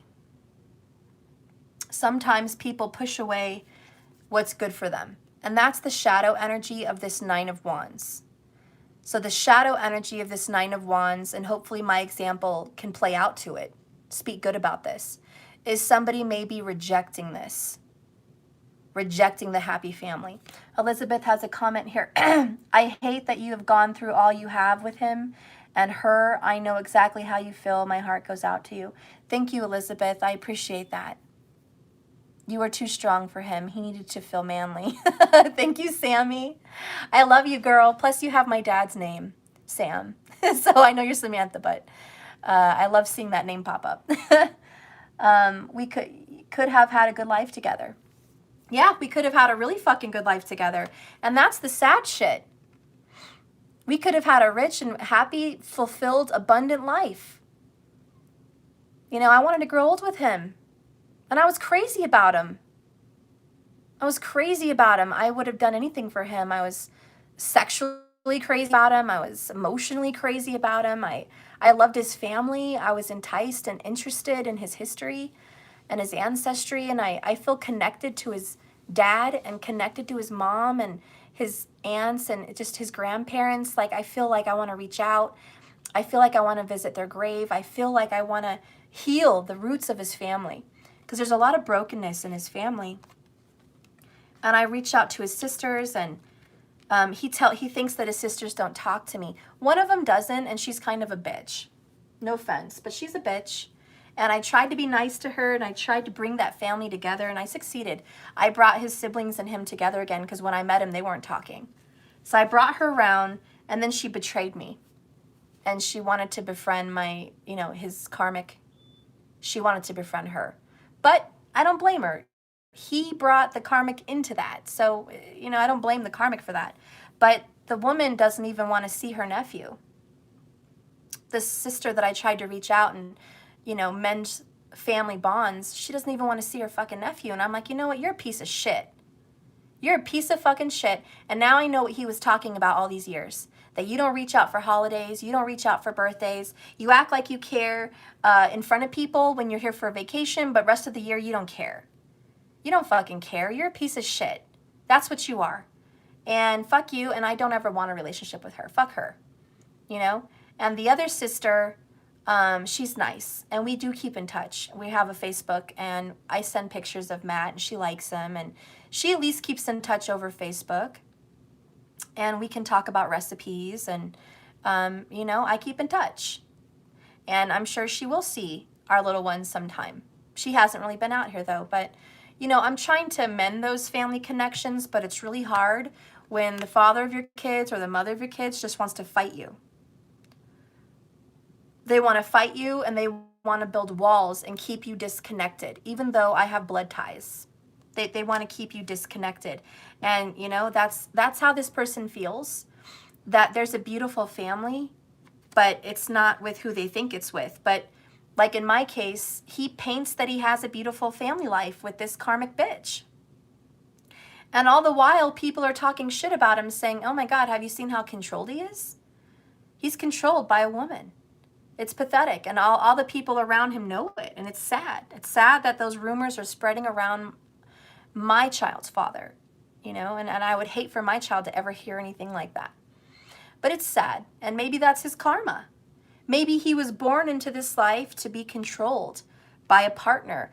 Maybe that's his karma that he's really trying to work through. Maybe he won't ever work through it. Maybe he will. You know? Sorry. That could be your person as well. Trying to work through this karma. It's hard. And so whoever I'm reading for, I mean, my situation has a lot to do with this reading, but it's not just for me alone.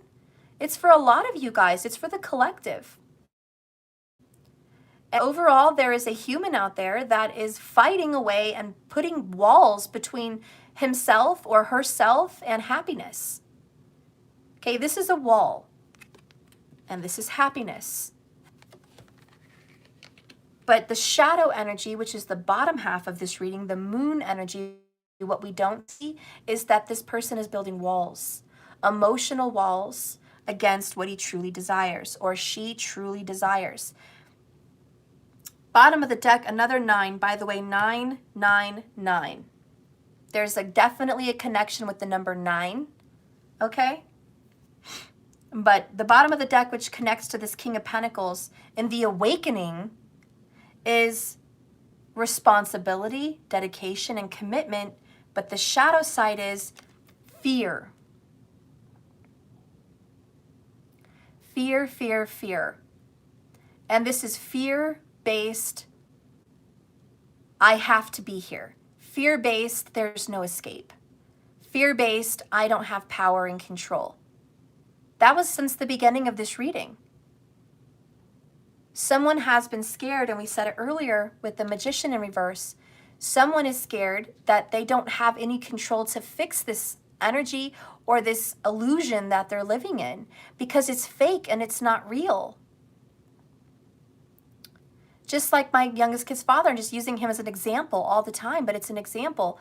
He's living in fear, in an illusion that 9 of Swords, where he's at, what he has, who he's with, is the right choice.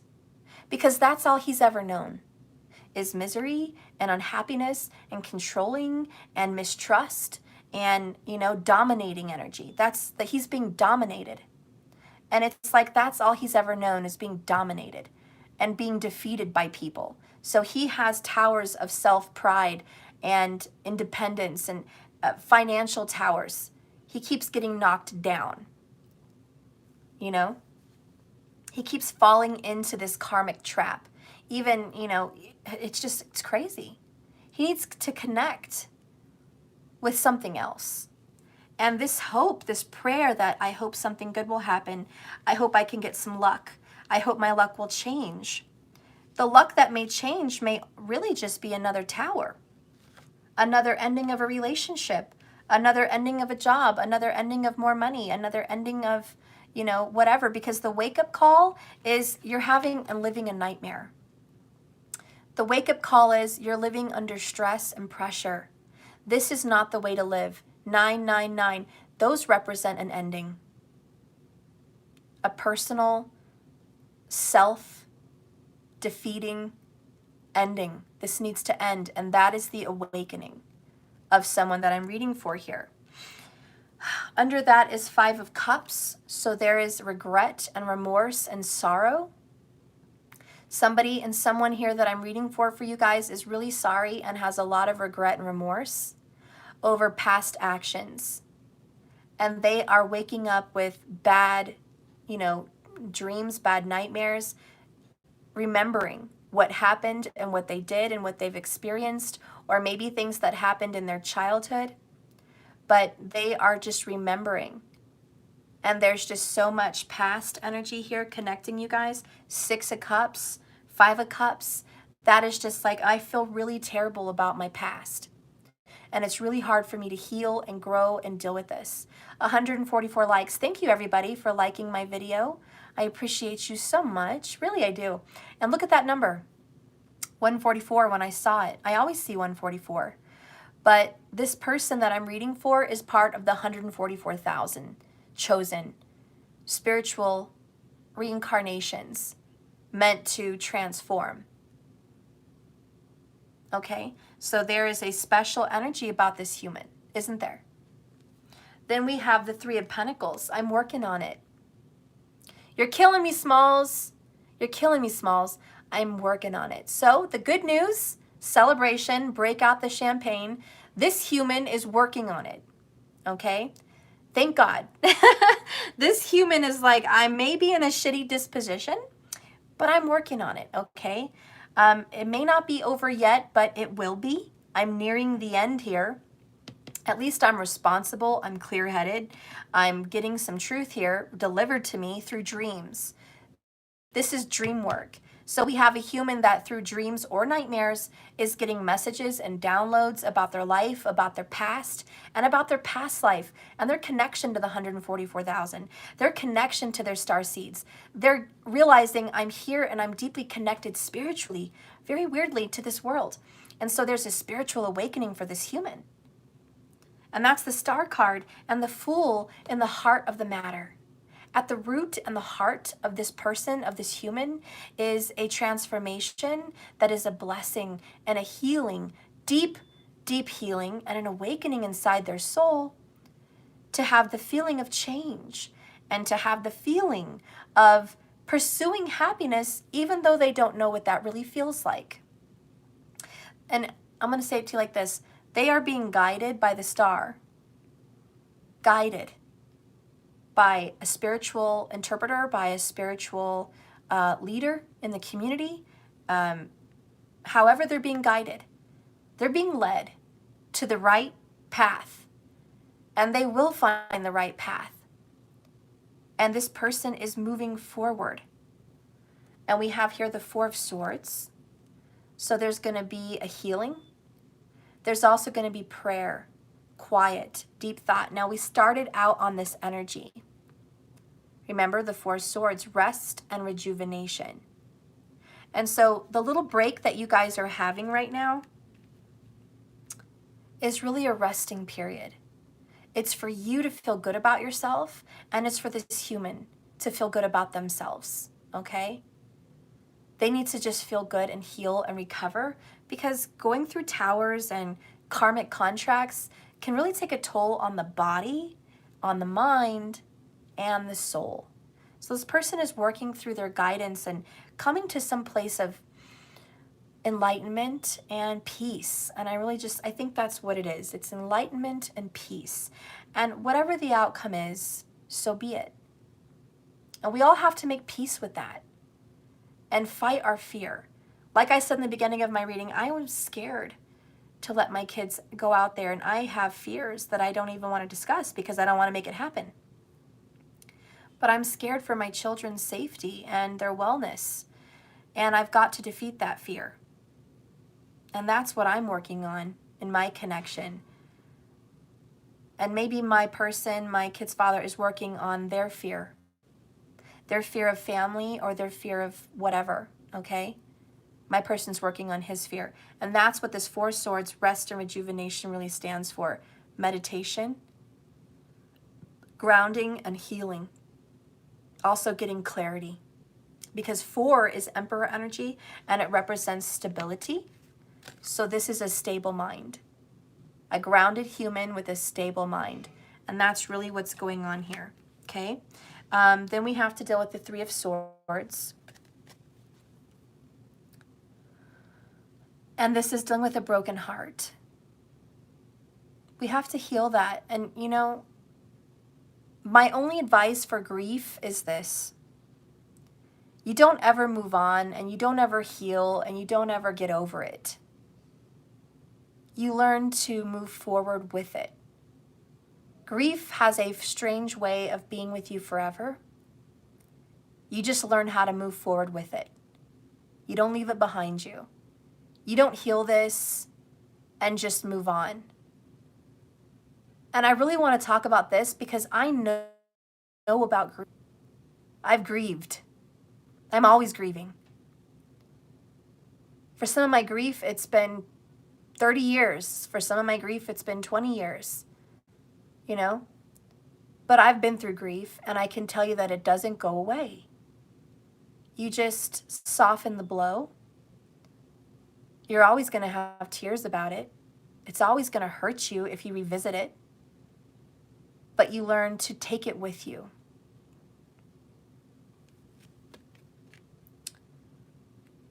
So anyone who's grieving, my advice for you is this: you don't get over it. You take it with you. And when you learn how to just carry your grief in your heart and give it a special place and a special home, and you give it love and nurturing and you let it be, it won't be a sting. It won't sting you like it always did. It will just sit there with you as a part of you. Okay? And so that's the healing of this heart. And I feel like we should talk about that, because bottom of the deck is death and it's transformation. And we learn to transform with our grief. We learn to, I don't know, just be stronger with our grief. What doesn't break us makes us stronger. What doesn't break us makes us. So anyways, you guys, you know, today this human has a lot of grief. There's a lot of suffering, sorrow, and heartbrokenness, and pain. There's a lot of hardship. And I'm sorry that this human has to hurt.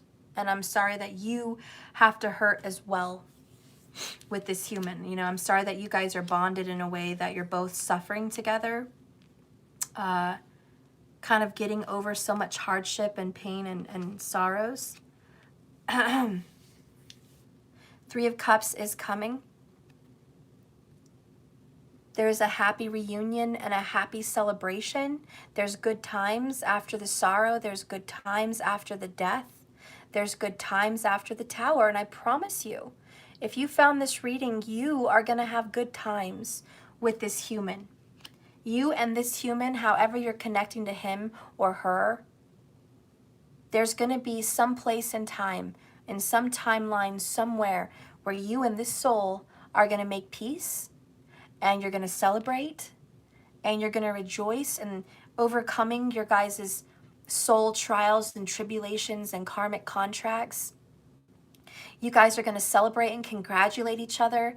Good job getting over your fear. Good job getting over the grief and the pain and taking it with you and transforming it. Good job being who you are today. Good job. Like, you guys are going to be congratulating the other soul someday and saying, good work.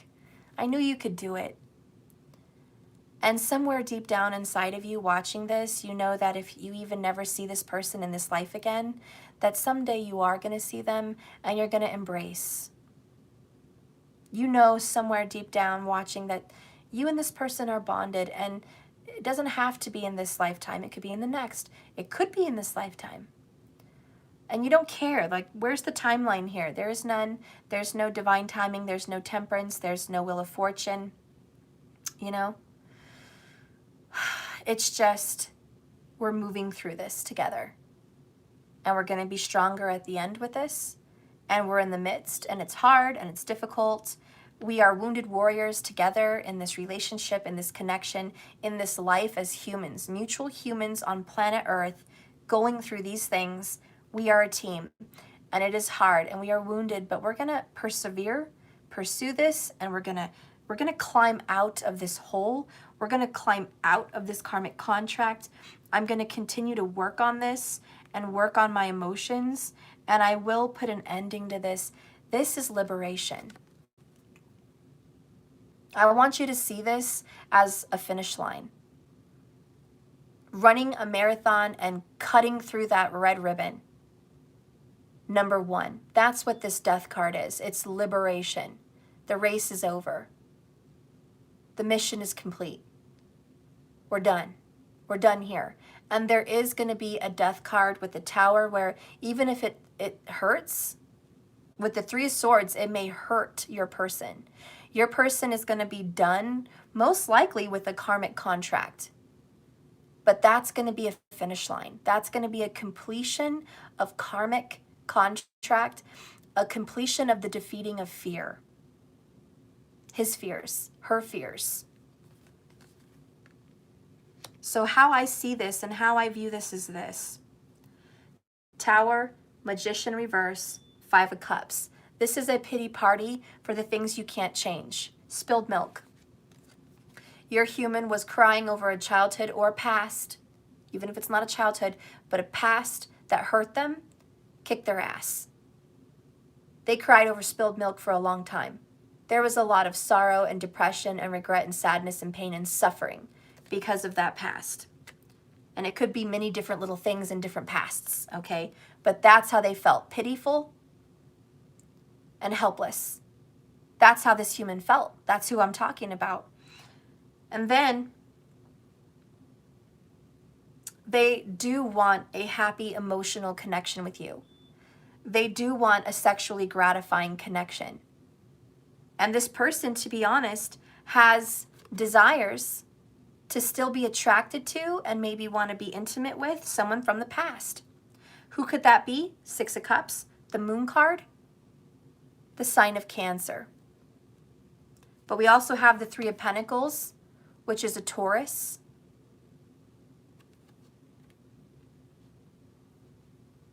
You know, that could be Empress. And the major arcana, the number 3, is the Empress. And the Empress stands for this: Cancer, Taurus, Libra.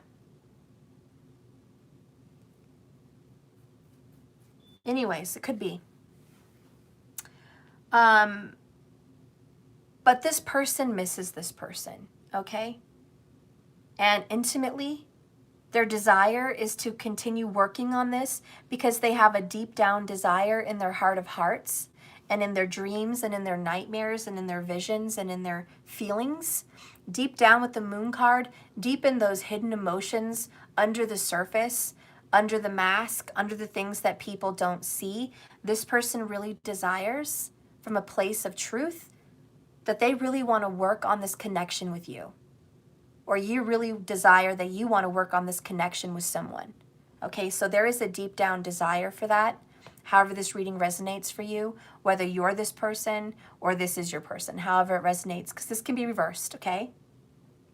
But anyways, this human definitely desires to work out this past emotional connection and this past life partner and this past life deep emotional bond with another human where their kundalinis were combined. And it did connect, okay? So there was this deep connection with someone intimately, and whoever that person was, whoever they connected with deeply, there is still a desire to work on that. And that is the hidden truth, okay?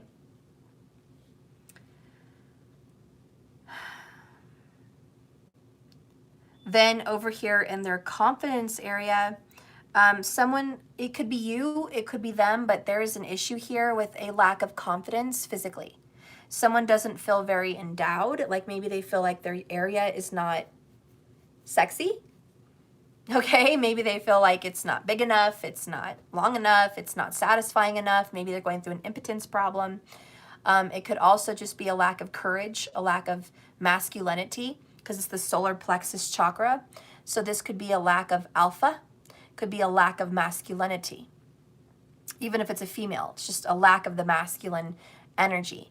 You know, someone is lacking the drive, okay? But it also has something to do with physical exterior beauty or, you know, looks, because that's the solar plexus.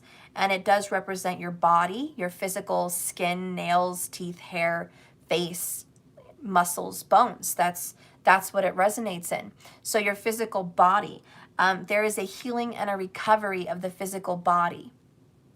And someone here is definitely working on that. Okay? So someone's like, I have to work on my body. It needs help. I need to be healthy. I need to recover. I need to regain my strength. I need to be more of a grounded, healthy-minded individual. So this person is working on their health. And it's also, this person is working on their confidence in regards to financial matters. Someone here may be suffering with the way they dress. Maybe they don't have enough money. Somebody may be suffering with what they own, what they have to pay for. And they're really praying to God to get me over this hurdle and make me more financially independent. And so there's a lot of struggle here to climb a ladder and get to the end here, because somebody wants to achieve something. And this human, they want to achieve owning a home. They want to achieve financial security, and they want to achieve a family success, like some kind of a family success, okay? So they're trying to master family unity. Does that make sense? Family unity. And with the Four of Swords, they're praying to God that this happens soon. Okay, like, can you just do it today? Tomorrow would be great.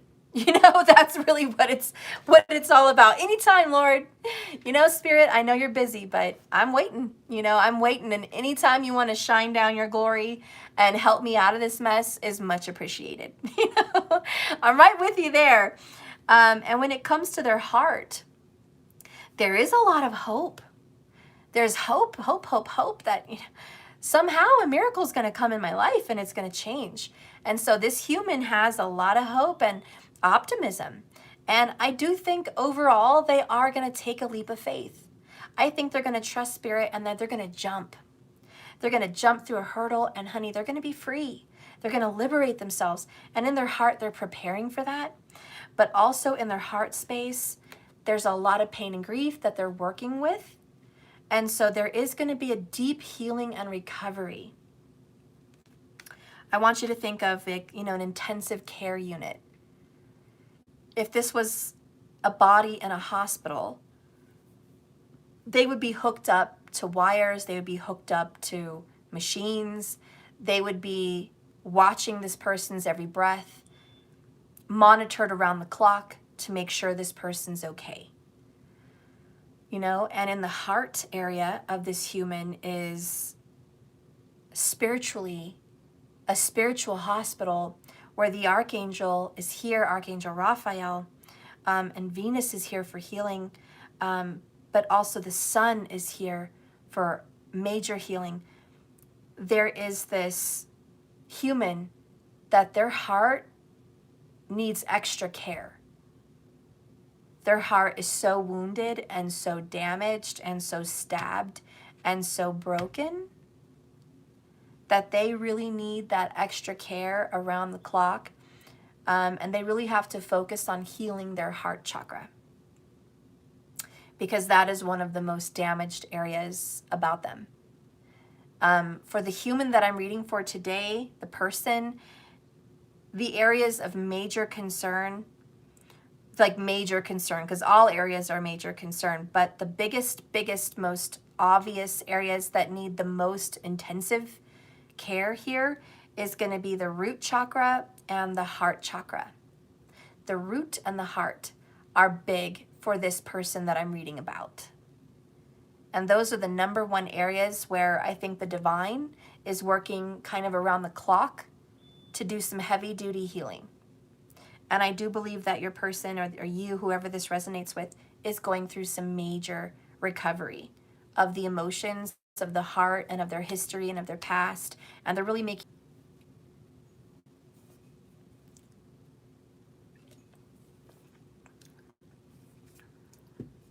So once the healing is done, there's going to be good news.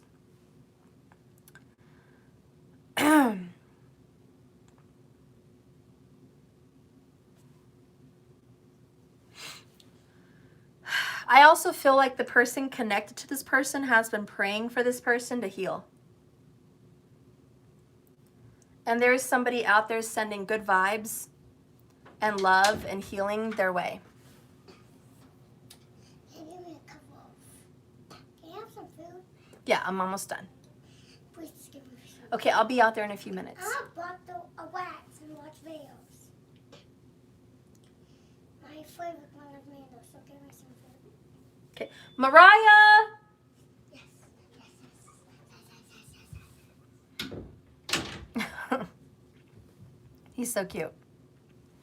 Anyways, like I was trying to say, I think there's a person here at the Star card and the Fool card. They could have an Aries or an Aquarius placement, but this person is sending love and healing and love and light and good, like just good vibes, sending like through a candle magic or through prayers or meditation or dreams.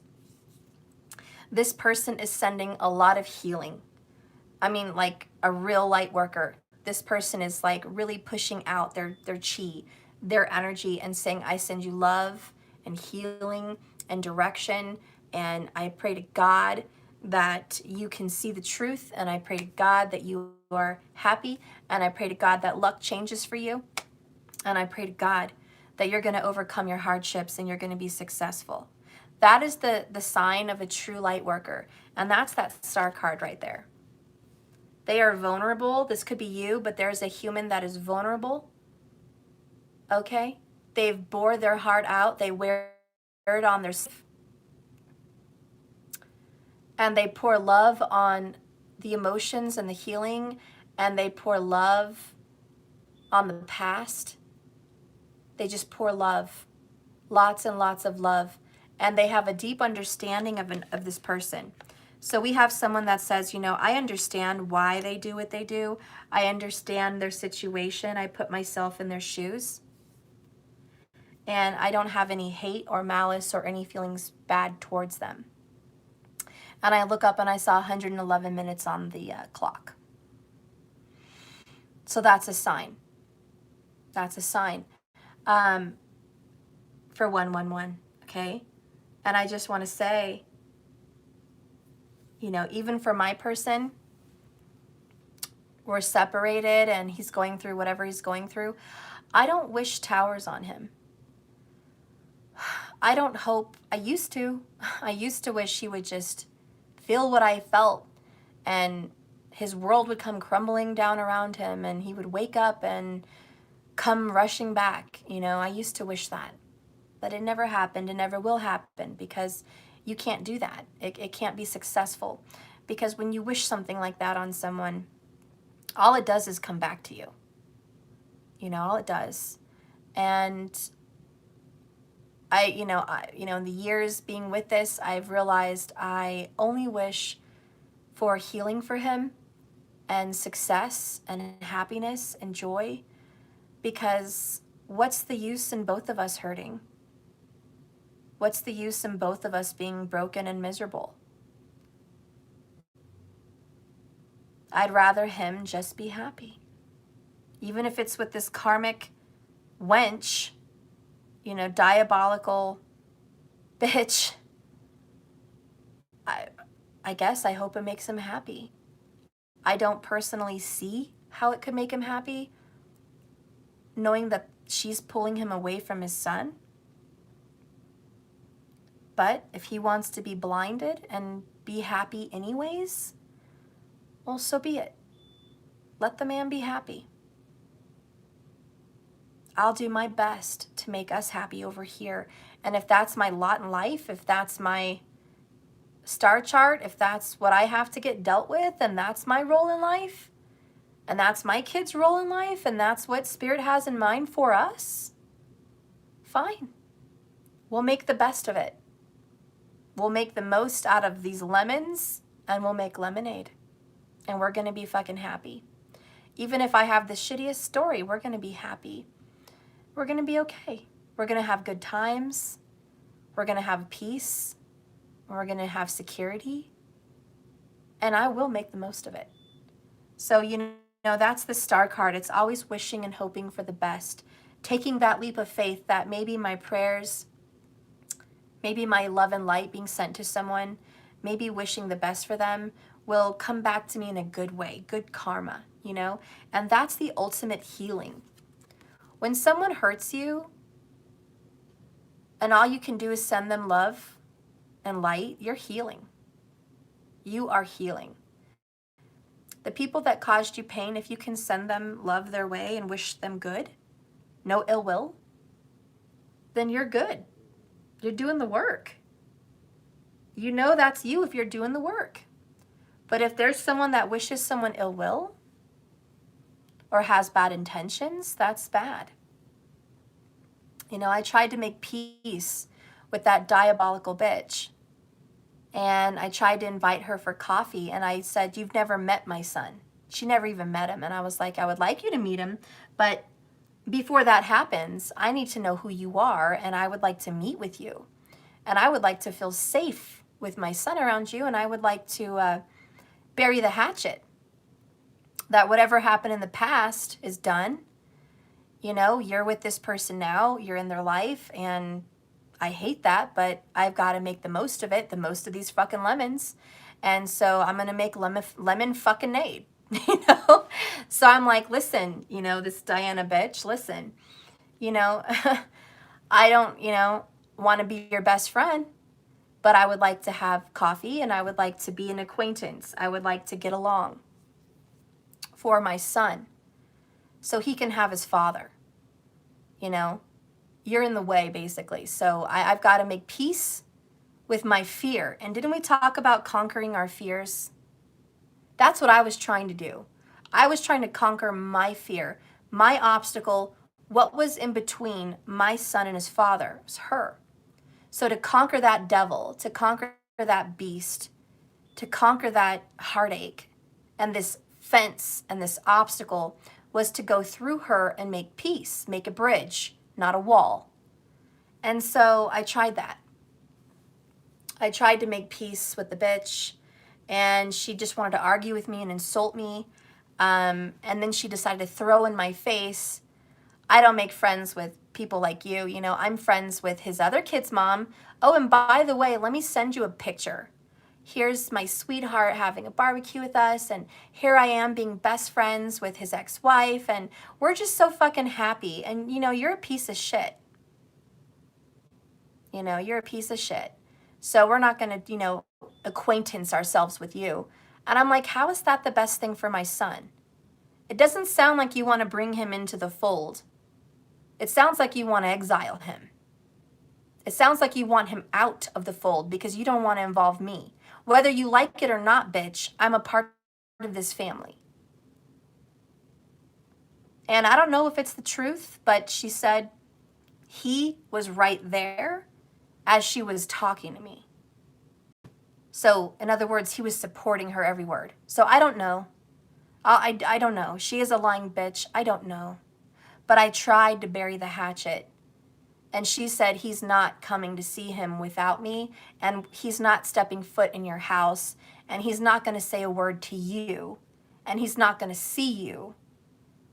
We will show up and take your son out, but we're going nowhere near you. Well, it's kind of a package deal, bitch. I have a son. I'm his mother.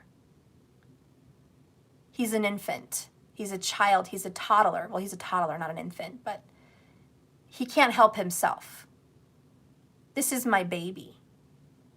If you think I'm going to pass off my most precious gift to a toxic bitch, you have another thing coming. Because hell fucking no. And if he's not man enough to stand up for his boy and not allow this diabolical obstacle devil bitch to be in the way, then that's his fucking problem. But it's terrible. Thank you, Sammy. And he's a special baby, so no, Dirty Diana. I like that, Dirty Diana. I'm going to have to start calling her Dirty Diana or insecure bitch. But this is kind of burying the hatchet, hoping for the best. The death card is liberation. You know, you can go for it. I'm not saying it's guaranteed that you're going to succeed all these things, but I tried, and I will continue to try. But sometimes when you want to have a death, you want to bury the hatchet, you want to move on and be happy, sometimes there's still 9 of Wands, obstacles, walls, trials, tribulations that drag you down, you know? And so it was really hard for me. And at the end of the day, she said they were all a team. They were all against me. She also said that the ex-kid's mother was there also, which was really weird. And they're friends. So apparently they're having a fucking party. Like, is that your life now? Are you guys just having parties together? And I'm thinking, what kind of a woman, and you guys follow me on this, what kind of a woman wants to be friends with your man's ex-wife and hang out? I don't know. It's a little weird, but I call that a kiss ass. And she's just kissing so much ass because she knows that his daughter's important to him. So she's kissing so much ass to, like, make that lock. And she's more of a clutchy, clingy little crab, and she just wants to lock it up. But with me and my son, She wants to push us away. And the only reason is, I don't think it's a lot with my son, but the only reason is me. She feels threatened by me and insecure by me. With good reason. I told you guys before I knew about her, he was still messing around with me. And I didn't know about her. Okay, I had to find out about her by myself. On my own, I had to find out about her. And when that happened, the truth came out. I told her the truth, but he brought that on himself. He gave her my number. So the cookie crumbles were the cookie crumbles. But I didn't know about her. And she blames me like I'm some fucking rapist or whatever. And they both think I'm a liar, and he wants to believe that what I said wasn't what happened. When two bitches fight with each other, shit flies, hair flies, it's a cat fight. We say things to hurt each other. She said things to hurt me. I said things to hurt her. Some things were not true, but most of them were. And in a nutshell, the base of the story was he was still around me while he was with you. That's the base of the story, and that was the truth. That was the truth. There is sexual contact with me while he was with you. That was the truth. Whether the details were true or not is irrelevant. The truth is what the truth is. And it still bothers either way. So of course she doesn't trust me, but at least I was honest and exposed the situation. She had no fucking clue. So yeah, she has a reason to not want him around me, but like I said before, there comes the time where you have to grow some balls and just do what you have to do for your kids. Because at the end of the day, tick-tock, tick-tock, time flies. Children grow up, birthdays, Christmases come and pass. Children are growing whether or not we as humans are growing. And I'm talking about this because this card, okay? So children are growing whether or not we are. And so it doesn't matter if our hearts have forgiven, if adults are communicating, if things are working out. The whole time, the kids are still needing the parents, whether they're getting along or not. They still need you guys to fucking function on a daily basis. They still have to go to school. They still have to eat. They still have to have a life and a childhood. So whether or not these people can pull their heads out of their ass is irrelevant. The kids need them to step up. And so whether or not me and him got along or me and her got along, our boy still needed a sense of stability. And he couldn't produce that with her. And she couldn't provide it. Now, I've talked about my oldest kid's father having 2 children in my relationship, and I've been on both sides of the team. And I allowed my kid's father to go to the mother of those other children for the children, even though I knew they were still fucking around, even though I knew I didn't trust him or her. They had no respect for my relationship, otherwise there wouldn't be 2 kids. So I already knew that there was a lack of respect and trust. And I knew he would fuck her and cheat on me again. But at the end of the day, that doesn't fucking matter. At the end of the day, it doesn't fucking matter if they do or they don't, or how I feel about it. That's our adult problem. I had to be the bigger adult out of 3 of us and say, go and see your kid. Because regardless of what we go through as adults, those kids fucking need you. Today, not tomorrow, today. And they want to see you. Whether or not you've got a twisted relationship with their mom, whether or not it's a fucked up triangle, they still need you. And my fucking feelings are irrelevant. I'll have to deal with this myself. Because at the end of the day, when it comes to kids, they're number 1. Fuck yeah, they're number 1. And they are divinely protected. But here's the adult thing to do in a situation, which is what I wish Diana would do. And it's put yourself out of the fucking scenario and let the man see his kid, regardless of what the fuck happens. Because they need each other. We're just the fucking adults that have to deal with our own fucking egos. Because there's 2 options for the adults. 1, put up with the situation at hand, like a grown-ass person. Or 2, get away from that person, leave the relationship, and move the fuck on. That was the choice. And that's what adults have to fucking recognize. And I was faced with that choice with my oldest kid's father. I'm not going to be in the way of this kid. I can put up with the shit I'm dealt with this man and this woman and this kid in our situation. I can sit here and work through it and build trust and do the best that I can, which is 3 of Pentacles. Do the best that I can with what I have. The knowledge I have, the years of wisdom I have, the experience I have, and as grown as I am. I can work on that. Mariah! I think you just have to do it. Okay, she just couldn't hear me because the door's closed upstairs. Mariah!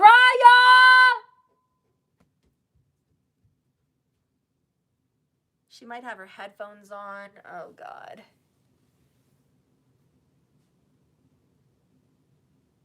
I'll be right back, guys.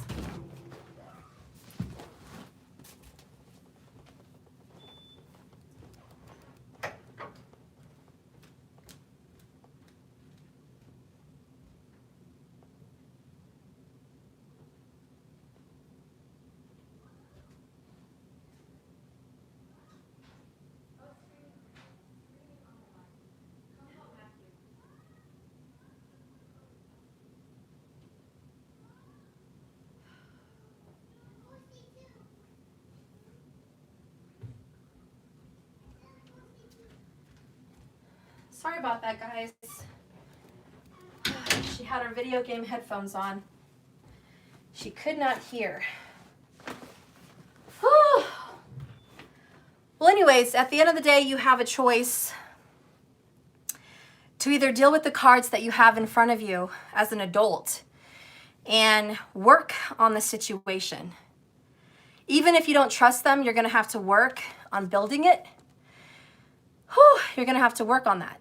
You're going to have to, try your best to get counseling, or they're going to have to give you effort. You guys are going to have to work together, you know what I mean? As a team, as adults, to make something happen. Or the other option is you just leave the relationship, And that's the choice that Diana's dealt with, She has the choice. Sammy, I swear Steph says her daughter is an Aries. Yeah, she has Aries in her chart. Aries moon. Anyways, yeah. So you know what I mean? As adults, that's what's going on. And it's just, that's what I wish grown-up people would come to the conclusion of. But I know it takes life experience. I am a very old soul, very resilient.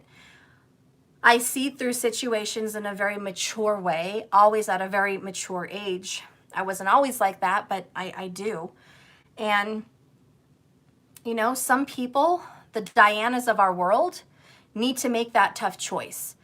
And there's a lot of Dianas here in this world that they want to control and manipulate the situation, Hierophant, lovers in reverse, because they have no faith and no trust in their marriage, or their union, or their connection, or their whatever situationship. They just don't have any of it.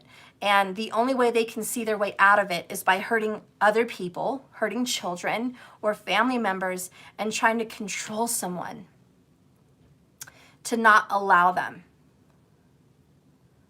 Oh, I love your energy, Sammy. Okay, every time my guide's singing Dirty Diana. Is that a song? Dirty Diana? You know what I mean? But there's Dianas in the world. Bitch-ass Dianas. And it's just like, they want to control and manipulate someone because they don't trust. And instead of them conquering their trust issues in themselves, instead of them going inside and saying, hey, I have issues. I have trust issues. There's a song from Michael Jackson that says Dirty Diana. Get the fuck out of here. I have to hear that song. I have to hear it. But you know what I mean? Someone said, yes, it's a song, Dirty Diana by Michael Jackson. Oh my fucking God. I gotta hear that fucking song now.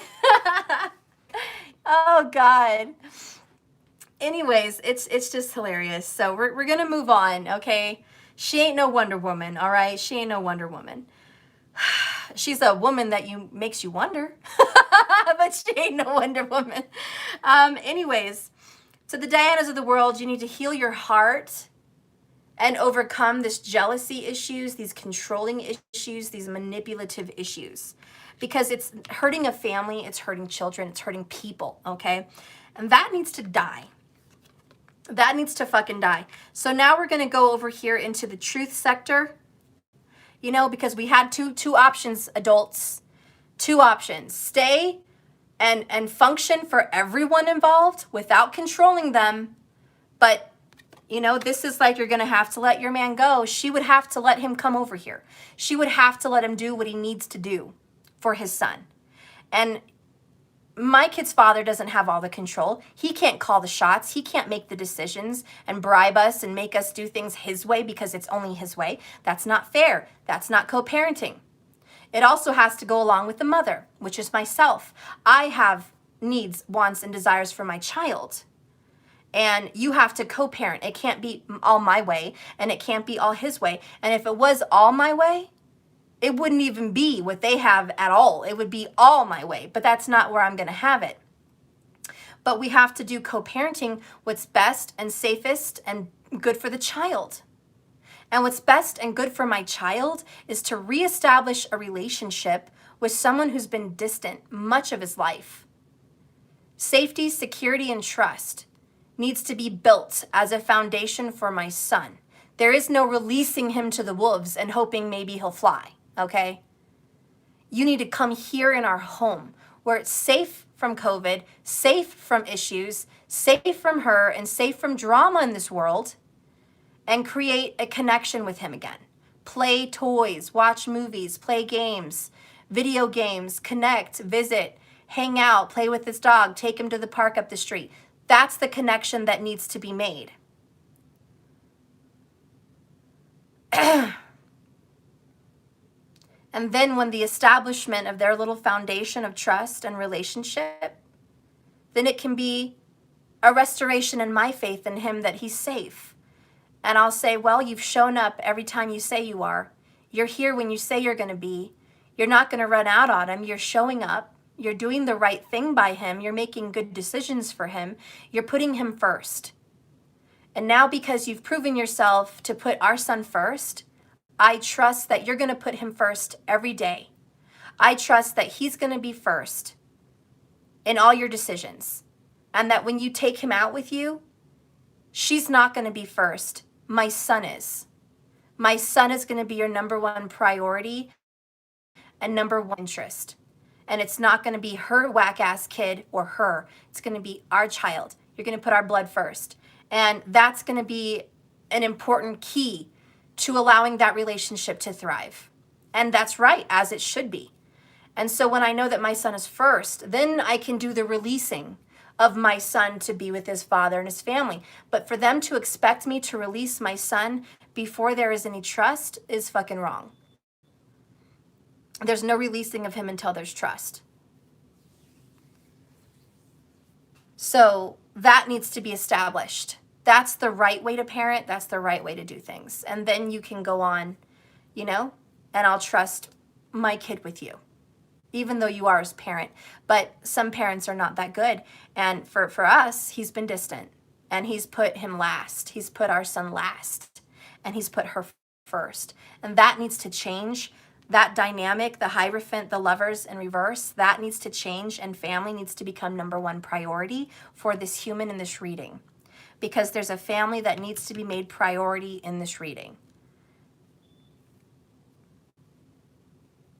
And even if it's a soul family, a spiritual family, a divine masculine, divine feminine situation, whatever it is for you, something needs to be made first, and the other situation needs to be put down.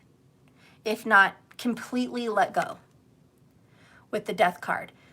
So, you know, for us, it would be he needs to liberate himself from her and leave her flat out. Or he needs to tell her it's going to be his way or no way. Because that's the way it should be for his children. He should tell Diana, look, it's going to be this way. We made our son together. You weren't a part of that picture. My son calls her mom, not you. My son calls me dad, not you. You're not a part of the equation. I know you're desperate to be bonus mom, but that's all you'll ever be. It's just a bonus. And you're not permanent. You're not going to be there till the end of time and into the next life. You're not connected. So you're just a temporary presence on this earth. You'll come and you'll pass. You're not a permanent. We are a permanent soul family. We will reincarnate together again. That's what happens when you have blood. So she's just not connected, and she just needs to realize that. You know, it's a karmic contract. And you know, he should stand up and say that's how it is. Stand up for yourself. 9 of Wands. Stand up for yourself. Tell that person this is how it's going to be. If you don't like how we're going to parent, if you don't like how we're parenting my son, then you don't accept me for all of me. You don't love me for my whole situation. You only love me based on conditions. You only love me if my son's out of the picture. You're only happy with me if I'm not seeing my son or the mother. You're only happy if I'm kissing your ass and giving you my pin for my phone. You only love me and are happy with me on conditions.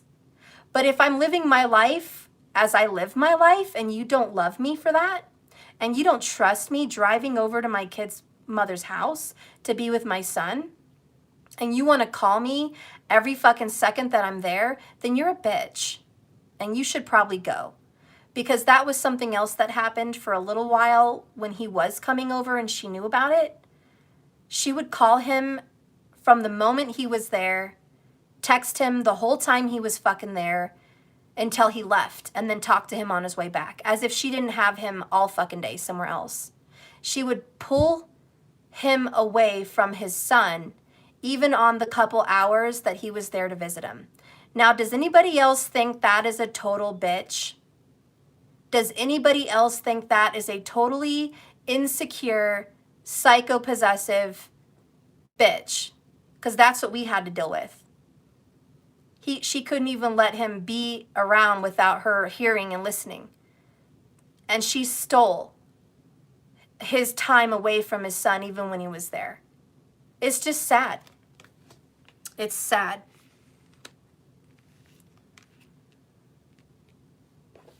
And that's what I'm talking about, this lovers in reverse, these karmics. They don't think logically. They don't even think from their heart. They just control, and that's the Hierophant. Elizabeth, he will see it, Stephanie. I have a great feeling in my soul for you and your situation. I believe for you, Stephanie. Believe for Maddie. Thanks, Elizabeth. And I hate to get like raw and real and open with my collective, but that's what I've had to deal with. And it's very painful for me.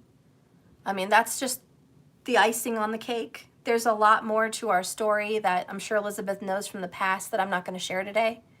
But there's so much emotions and feelings connected to me and that man, and there's just so much pain behind it. And I told you guys, I'm going to make lemonade out of my lemons. And whether or not I ever have anything good come from the situation, I'm going to make sure that we have a happy life. And I'm just asking all of you as a collective to do the same. Even if there is no happy destination for you, even if those fucking dirty Dianas out there exist in your world, male or female, even if you never get your happy ending, you're going to have a happy life. And you're not going to let those negative devils come in on your heart and come in on your grace and your beauty and your blessings and your time on this earth and destroy the things that you know, because I grew up in a divorced home and hearing bad things about my parents, I know how it does damage to children. And I will not let my son experience it. I would rather shield him and protect him of it the way I am than to have him experience anything like that, because it fucked me up. And I wish his father had balls to see that like I do. But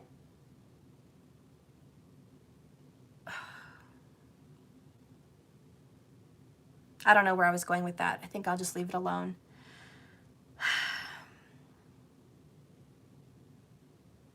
There's just so much history here in this reading because, you know, the Six of Past, I mean, well, it should be Six of Past, but Six of Cups. There's so much history. There's so much emotions behind it from the past, you know? So many feelings coming up to the surface about it, like more than we could even talk about. And like I said, for me, it was the icing on the cake. There's a lot more below the surface, and that's the same with the Moon card. That's just the surface. Underneath is a great ocean of emotions and hidden feelings and fears that exist.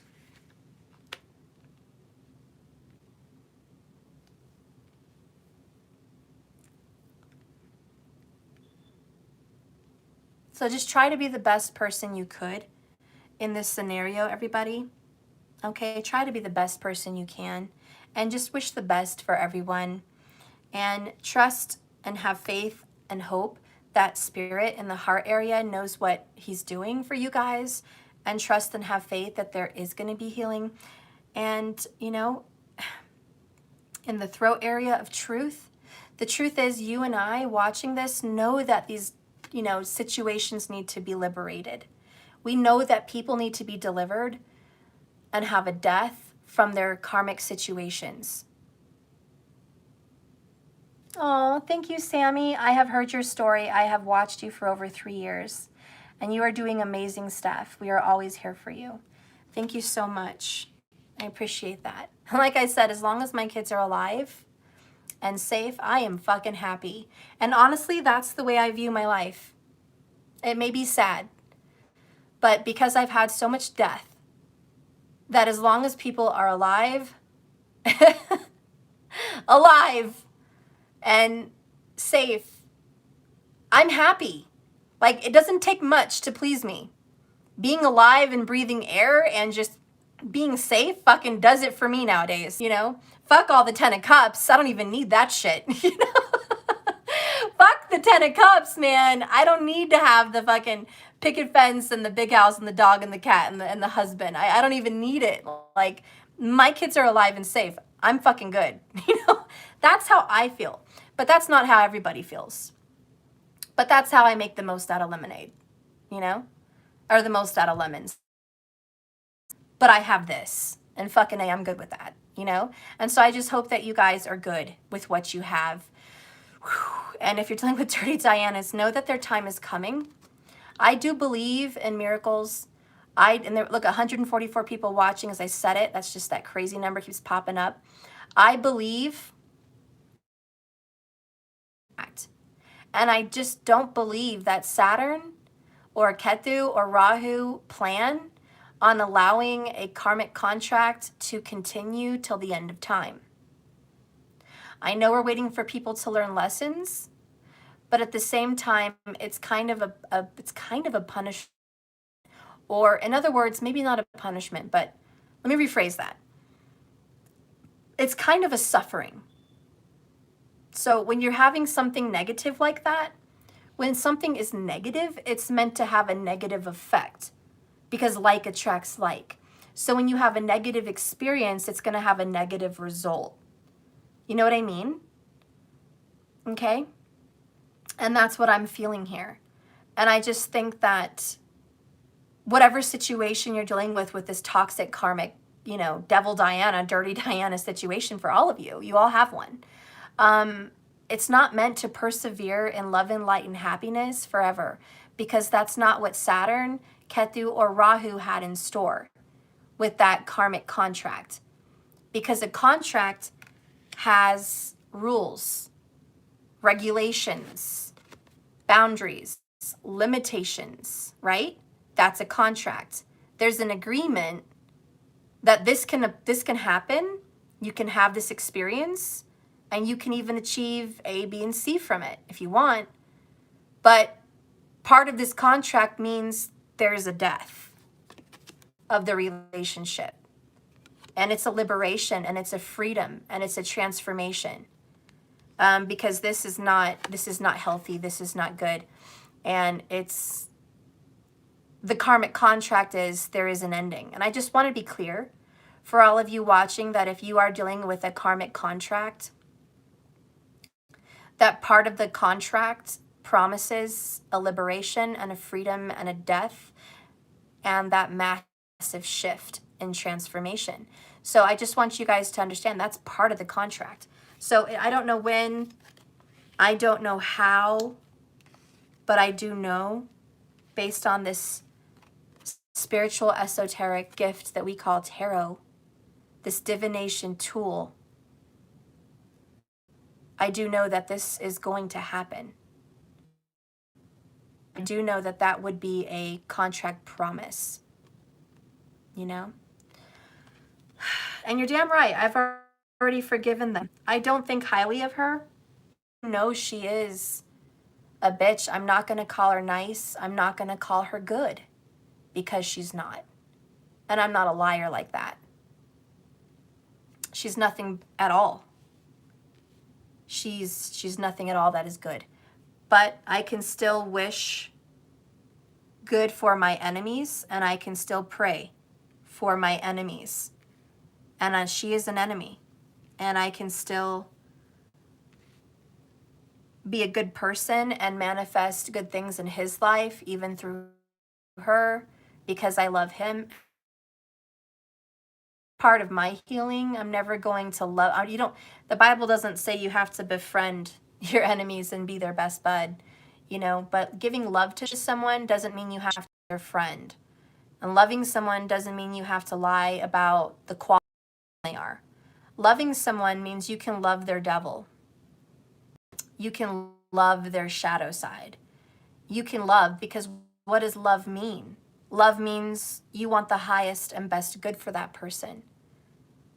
Love means you don't want anything bad to happen to that person. Love means you want good things to come in for that person. And I've always preached that for years, and I'll continue to preach that. But that's really what it is. Pray our card here in the Four Swords. Pray for your enemies. Love your enemies, not in the way that some people preach to do it, but to do that. And that's what I've done since the 90s with all my fucking enemies. And I'll continue to do it. I've never really had terrible enemies in my life, and that's because I choose to befriend them, or I choose to make peace with them. And that's just how I am. That's just part of my karma as a Saggy. Whenever you look that up, based on my 6th house chart, there's a lot of blessings in that 6th house.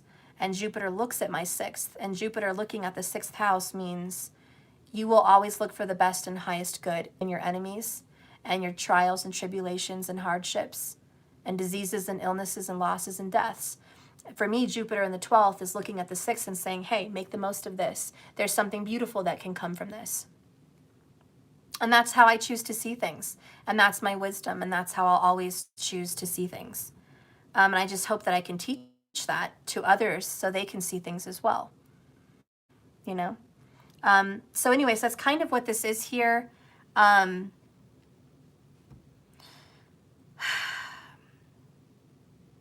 truth will be known at some point, and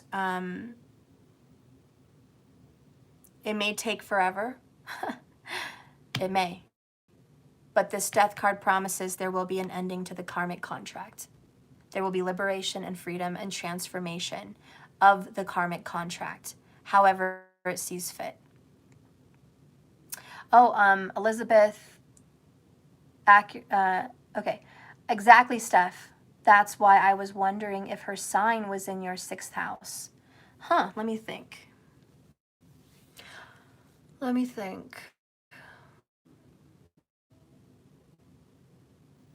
I don't know. I don't really know her signs, to be honest. I honestly don't know her signs. I don't know her birthday, which sucks. I don't know her fucking birthday. I wish I did, but I don't. I don't know her sign. I don't know Diana's sign. I don't fucking know. But my 6th house of enemies would be Taurus.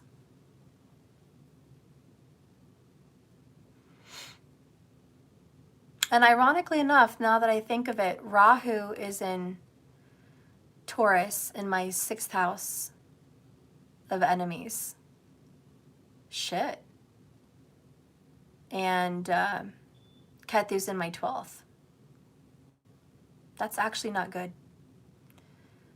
It actually makes me worry about his health and well-being, because Jupiter is father of children and husband, spouse, person, you know, that I obviously have children with. That's not good. I don't know what's going to befall. I don't know what's going to happen, but based on those transits alone, that's not a very good combination. Jupiter with Ketu, though, is kind of a decent combination because they both rule Sagittarius, and that's my rising, so I don't think they want to hurt me in some way, but what about my loved ones? And that's what I always worry about. So I don't know what's going to happen, but it could mean several things for me when it's like in that combination. It could mean that my heart could be broken because he would marry that person and have a child with her. That could be what that transit means. It could also mean that she could hurt him physically or put him in jail. It could also mean he could end up in jail or the hospital. And the worst case would be he could end up dead for some situation. So it's actually not a great combination for me right now dealing with that situation. And I can't fucking wait till they move away. That would be great. Move the fuck away. Yeah, that's what I'm going through right now. So that's another piece of, you know, I'm not going to go there. That's great in my energy. What's the best case scenario? What's the best case scenario, God? If that's the worst, like, what is the fucking best? The best case scenario is I defeat my enemies, you know? But right now I'm living in fear of my enemies, but I'll defeat them with Rahu there in Taurus.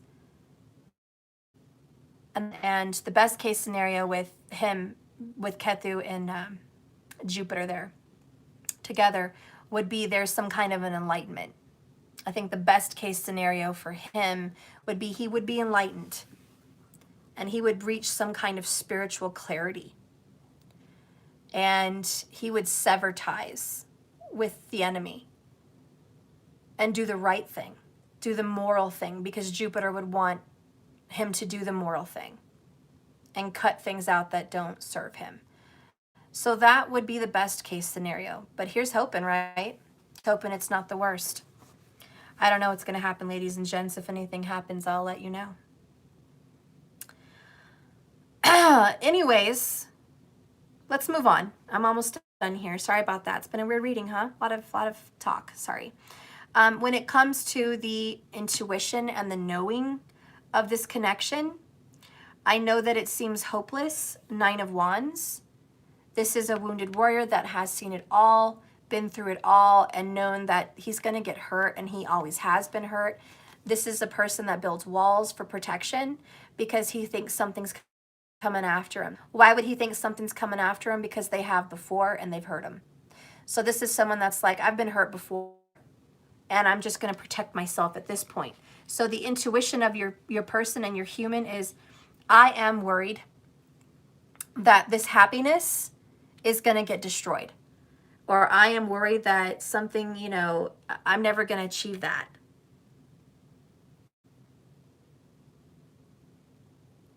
It's ever going to happen. You know, that Virgo number 9, over worrying, overthinking.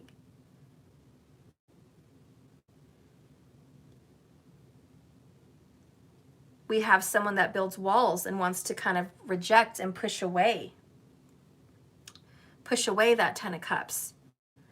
Push away that happiness, that joy. Maybe because they feel they don't deserve it. Maybe because they feel guilty. Maybe because they feel bad. Maybe because they don't know what it feels like to feel good, and maybe they just want to feel bad. Maybe they want to punish themselves in some way. Maybe there's a lack of self-worth. Okay? There's a lot of reasons on what this person is doing in regards to the Nine of Wands. But there's definitely a block between them and the Ten of Cups.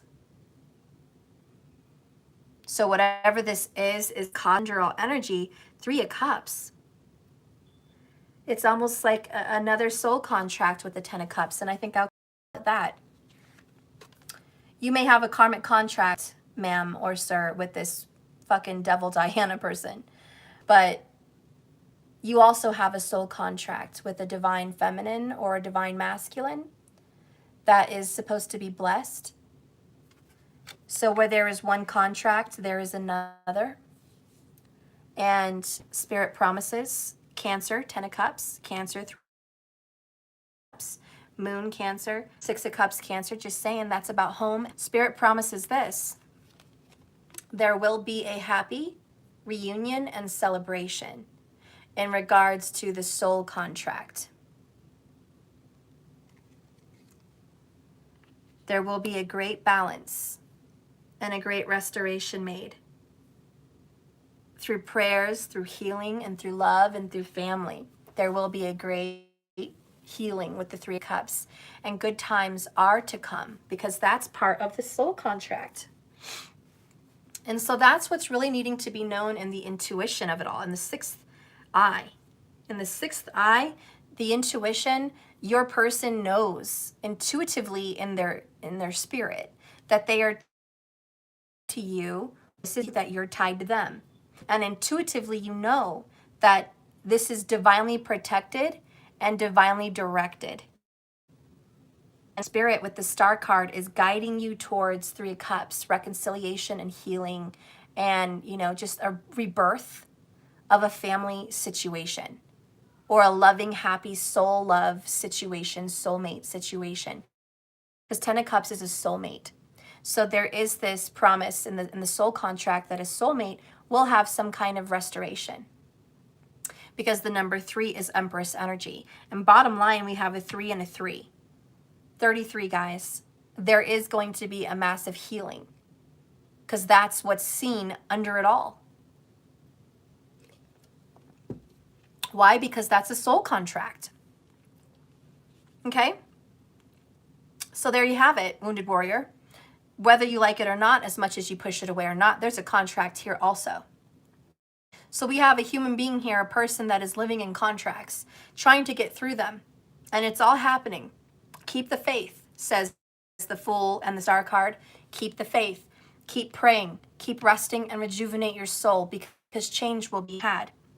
And at the end of the total and complete enlightenment and restoration that will be had is clarity will be had through dreams or nightmares. And this King of Pentacles, okay, most likely a Virgo, but could be a Taurus or a Capricorn. This King of Earth is going to do the right thing. And this King of Earth, at the end of the day, what they know to be true in their hearts and their soul and in their mind and their enlightenment and what they are haunted by in their dreams or their nightmares is to stand up and be responsible. To stand up and do the right moral thing and follow what is just and to heal and nurture and basically bless what Spirit's trying to give them. The King of Pentacles knows that when Spirit gives you a pentacle, you make the most of it, which is like a lemon. And this King is going to make the most of their fucking lemons. And this King is like, I know what I need to do.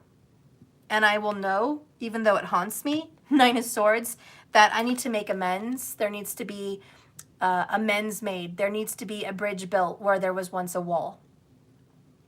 And so we have someone saying, I need to build a bridge, not a wall. Okay? And they are haunted by that, but they know this person at the end of the day, crown chakra energy, number 7, 7th row, endings and enlightenment. This person knows, number 9, I need to end this cold dark night. I need to make amends. I need to reach out. I need to connect. I need to communicate. And I need to heal. And I need to have some kind of a reconciliation. And this person is also seeing signs in the sky, be it shooting stars, planets, that solar eclipse. I just saw UFOs the other day. Could be UFOs. okay? Whatever, this person may be seeing signs in the sky at night, okay? Or some kind of messages in the nighttime when it's dark and they're in bed, you know? This person may be getting a lot of signs and images and messages that kind of keep them up. There's a lot of downloads and a lot of awakening for this soul. So this person is going to know that there is something very, very good on the way. Maybe in 3 months. If this was a timing card, it would be 3 months, which puts us where? If we don't count this month, it would be July, August of this month. It still puts you in September, June, July, August, because we're at the very end of June. So we'd be in the beginning of September. So in 3 months, there could be an enlightenment, something that's going to come true by September. And I feel very strongly about that. Or I feel there's some kind of a strong connection between you and this person in September. Okay? But there is a connection. And I can tell you this, there will be an ending and there will be a rebirth. And I know that for the good people, the ones that are sending love and light and healing, they are going to the swords. And Six of Swords is moving on, moving forward. This is an apology. This is an understanding. This is, we just came out of a really shitty situation. And we had to escape that situation, and now we're going to make amends. We're going to go to the other side. We're going to cross this river. We're going to leave turbulent waters for smoother waters, okay? This is resolution. Bottom of the deck, bottom line, overall, underall energy, we are going to overcome the turbulent karmic contract. We are going to, and the hardships that we just went through. And we are going to build a bridge with this Six of Swords. And we're going to overcome that. We cannot erase what happened. Those are the swords that are still in the boat. I can't take the swords away. They're still going to be with us. There's still going to be pain. There's still going to be, you know, difficulties, and there's still going to be some hardships.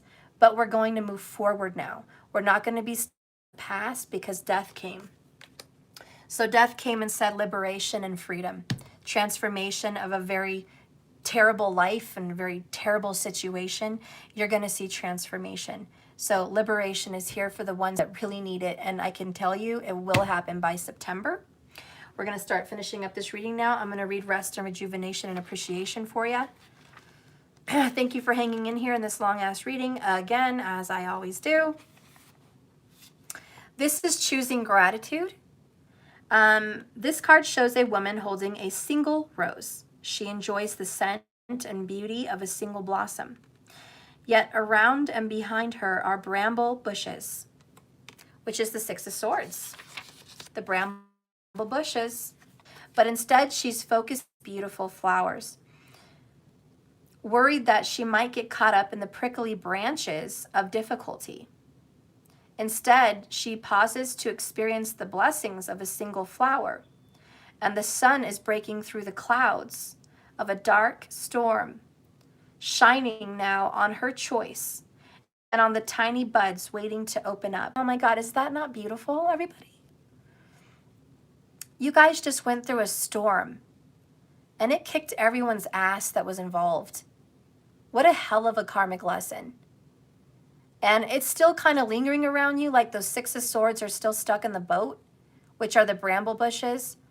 But now the sun peeks through those storm clouds. There's hope. There's healing. And instead of looking back at the bramble bushes and instead of looking back at all the fucked up swords you guys just went through, which was a living hell of one of a terrible karmic situations I've ever read, you guys are able to focus on a single rose, which is like the Ace of Cups. And it's like a rebirth and a renewal and a good situation ready to come. And you're like, we may have been through a hell of a lot together and we are surrounded by bramble bushes, but it's beginning to clear. It is beginning to clear, and there are signs of life here with this rose, okay? Not all is lost, and not all is dead. And I think that's an important message for whoever's listening to me. Not all is lost, and not all is dead. This can be restored. 3 cups. And there's still time. And where there's a will, there's a way. And where spirit wants to guide you, you can bet your ass it's going to be blessed. This card upright is telling you guys that you have much to be grateful for. And like the flowering bush behind the woman on this card, there is more to come that you can't even yet see. Congratulate yourself and your lover every moment you chose appreciation. This decision, this shift of consciousness, this forgiving the past and choosing to see a brighter future, shifts your consciousness from lack to value. And it's guaranteed to bring more worth and riches and life back to you. Why? Because like attracts like. So good choice, guys. Very good choice.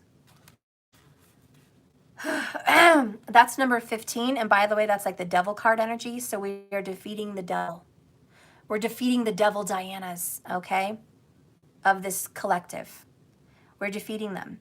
And then comes the sun card, number 19, right? We're going to read rest and rejuvenate. You guys probably all need a rest after this long-ass fucking karmic kick-ass. Right? This long-ass karmic contract. Okay. Relaxation and meditation. This is good in the upright. This card shows a man in meditation. He's tranquil. The message here is that it's time to relax. You may have been busy lately, but you should soon be finding more time off or just let go. When you do, allow yourself to go within and open up to the peace and wisdom that are vibrating there. This card upright indicates that there should be more leisure time for you coming and more opportunity to engage in peaceful thinking. So make it a priority. Your connection to spirit brings great assistance, but it can only be achieved through regular relaxation and meditation. Now is a great time to make sure that you insert this gentle activity into your life in many ways. This is far more productive than an unceasing action. It may not be picture perfect, but it's perfect for you. Okay? So we're just going to take a moment there with that and just have some good motivation. That's what this coffee says, good motivation. Even in the bitter cold, there's comfort. And both of these have snow. So I think that we're leaving a cold winter, or maybe you guys are somewhere where it is winter, I don't know, but you're leaving the bitter winter, metaphorically or literally. And you're finding comfort because both of these cards are out in the snow, but both of them resemble comfort in the cold. And my left ear just started ringing. Underneath that, we have climbing, and it says moving up. Okay, this is Cappy energy. And then we have water jug, creativity and fertility, which is Cancer energy. And what do I see right there? 1-7.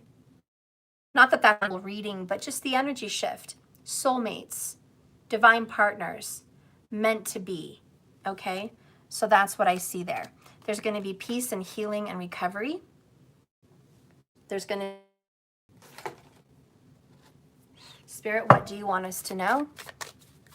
Spirit, what do you want us... What do you want the person to know that's watching?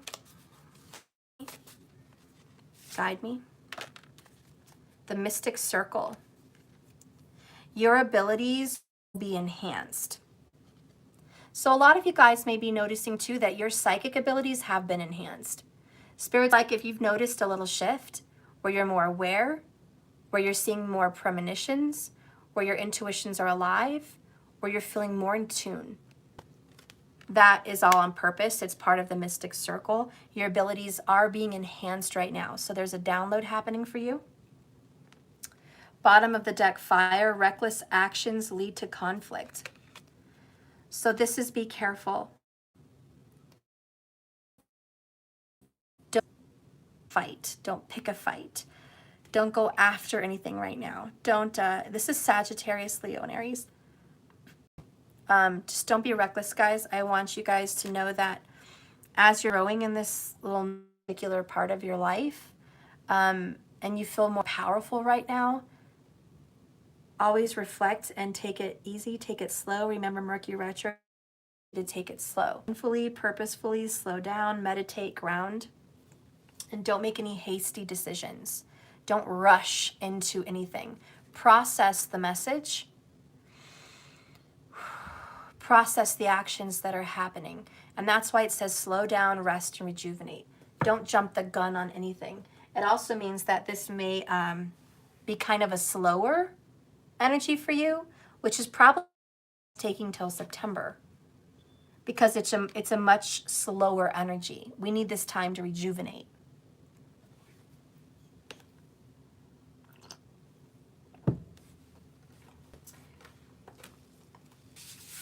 Okay, let's get a message from the person that you're at odds with. Spirit, can you please give us a message through these cards for the person that my collective is at odds with?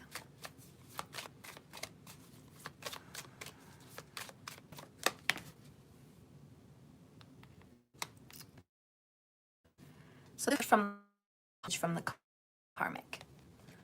The Karmic, you know, they can't express. Maybe they're apologetic. Maybe they're angry. Maybe a lot more information they wish they could share now. We don't know. But the Karmic person, or the person in the Karmic contract, wishes they could explain how they feel. I'm just going to say that the person, or you know, whoever this resonates for, the person in the Karmic contract wishes they could tell you how they feel, but for whatever reason they can't. They also quit a situation. And I think that is the Death card. I quit. So I do think the person who's involved in a karmic situation, whatever that means, however it resonates for you, whatever intuitive message is coming into you right now, this person's message is, I quit.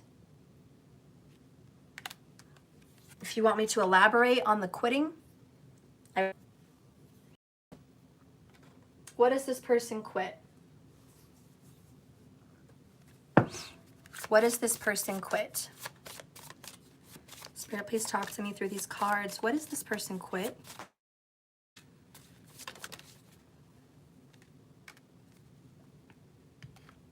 The Golem. A close friend acts on your behalf. The only clue, the only message I can give you is this person's going to act on your behalf. Whoever this person is, you're going to have to know who it resonates with, but it is a part of destiny. It is a part of destiny and faith, because forces beyond your control intervene. And that's fate. That's what it says. Control, intervene. Fate. The hand of fate. And then you have Golem.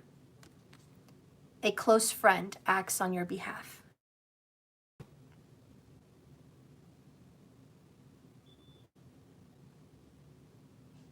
So there is a protector in regards to this message of someone who's quitting and dealing with a karmic situation. That's what I feel. There's a protector. There's someone there involved. And whoever that is, however it resonates for you, someone is definitely going to quit and have a death of this karmic contract situation. And they're going to definitely start expressing themselves.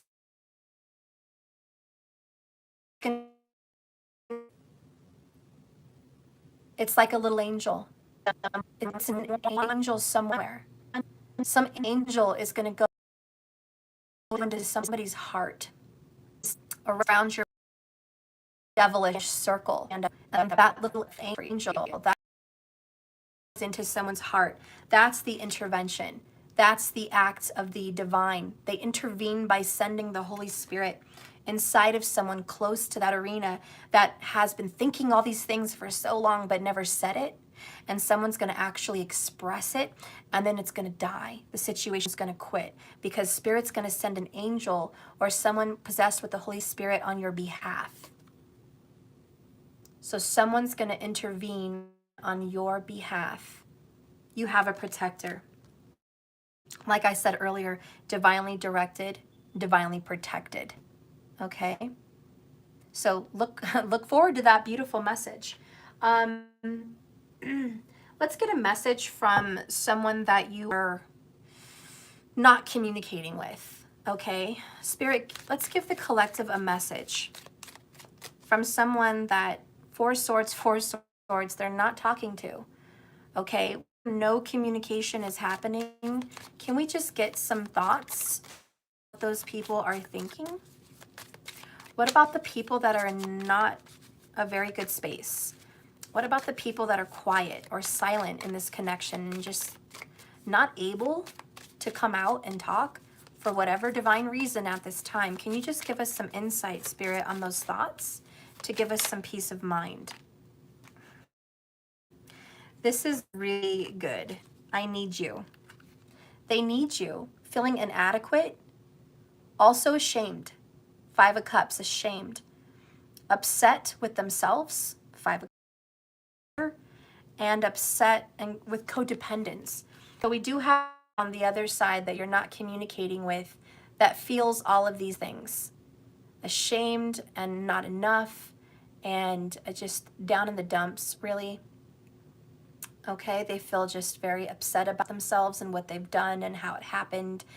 And they're going through it, okay? There's a lot of emotions. They're going through it. So that's a message from what that person's thinking right now is regret and remorse and just really ashamed of their decisions and ashamed of what they've done, which is very reflective, okay? Also, what's going on between you and this person that you're not communicating with is isolated, and that's hermit energy, which could be Virgo or Sag, staying away from people, feeling alone and going within. I also feel Pisces with this. So Pisces, Virgo, and Sag, definitely there's some isolation here, and your person is staying away. Mostly, I think I feel Pisces and Virgo here, but it could be anything, but that's what I'm feeling.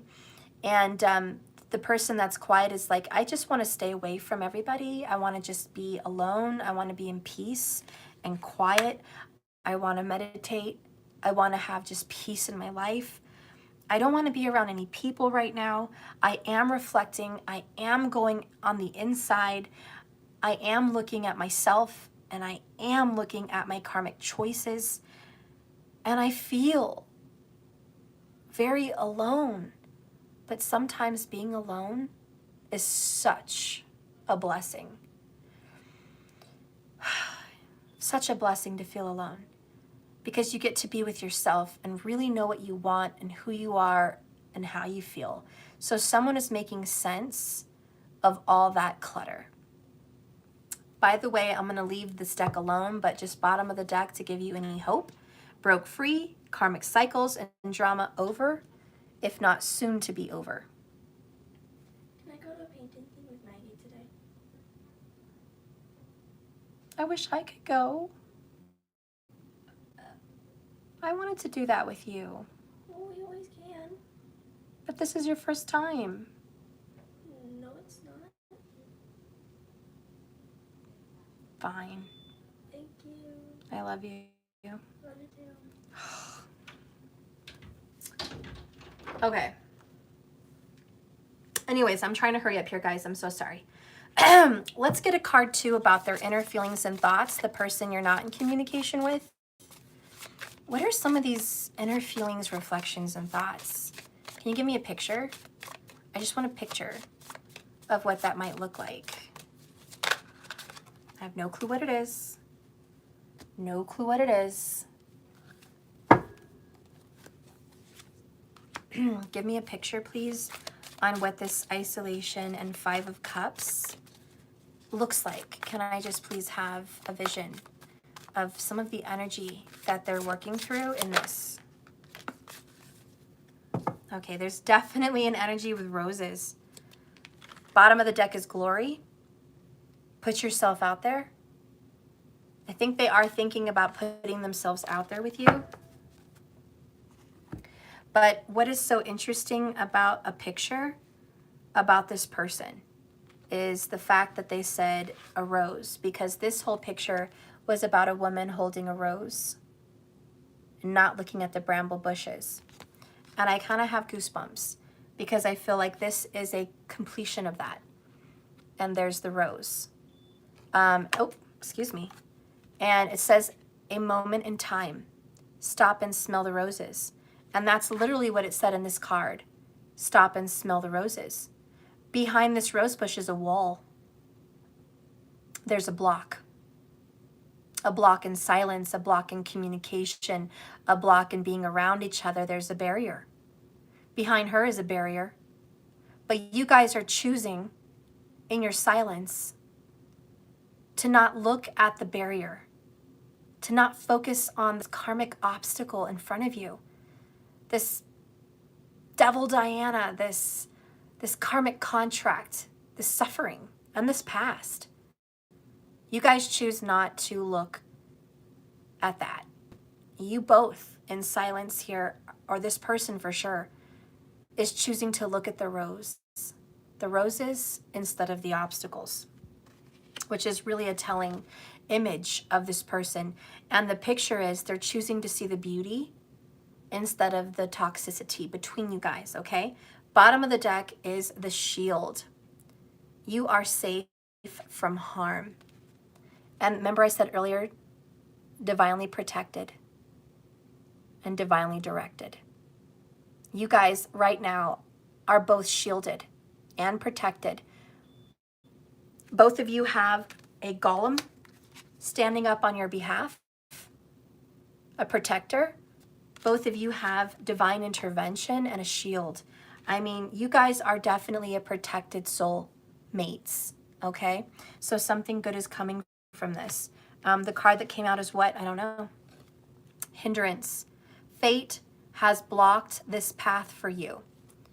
So there's a reason that fate has stepped in, which is divine guidance, to interject on your behalf and shield you from what's going on behind closed doors. This is a shielding and a blocking right now. And there is a wall because they have a divine reason. It's not for just shits and giggles. Spirit and the Holy Spirit and your angels and your guides have blocked you guys from this union right now because this is very painful. Three of Swords, there's a lot of ugly truths being spread out here and laid out in public. There's a lot of pain and suffering. And when you're grieving a death,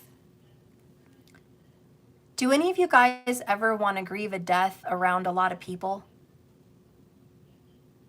No. Do any of you guys want to be around people when your dad dies, when your mom dies, when your husband dies, when your wife dies, when your child dies, when your pet dies? Do any of you guys want to be around someone? No.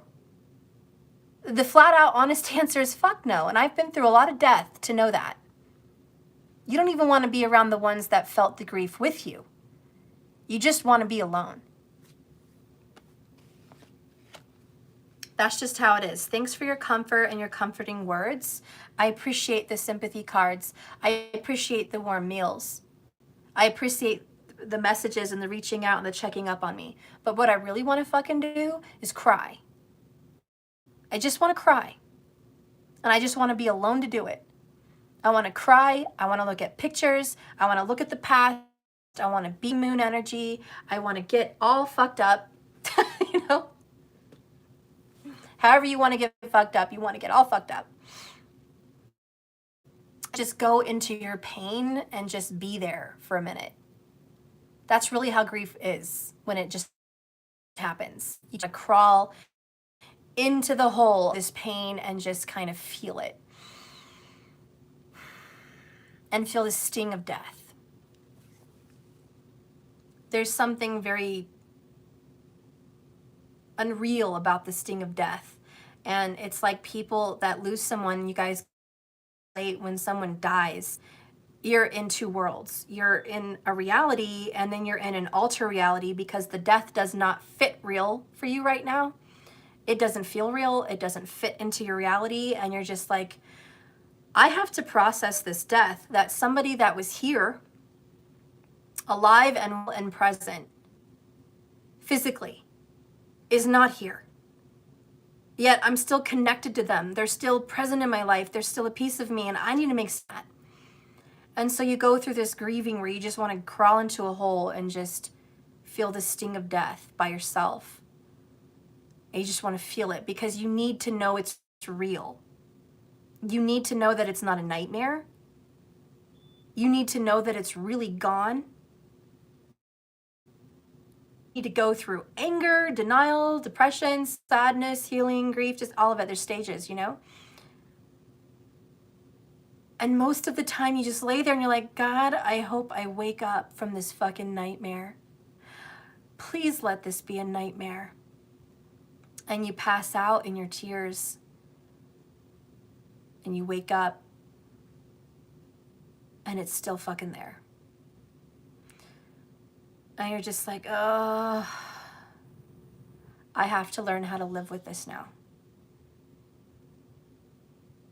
I have to learn that the sun is going to rise after this death.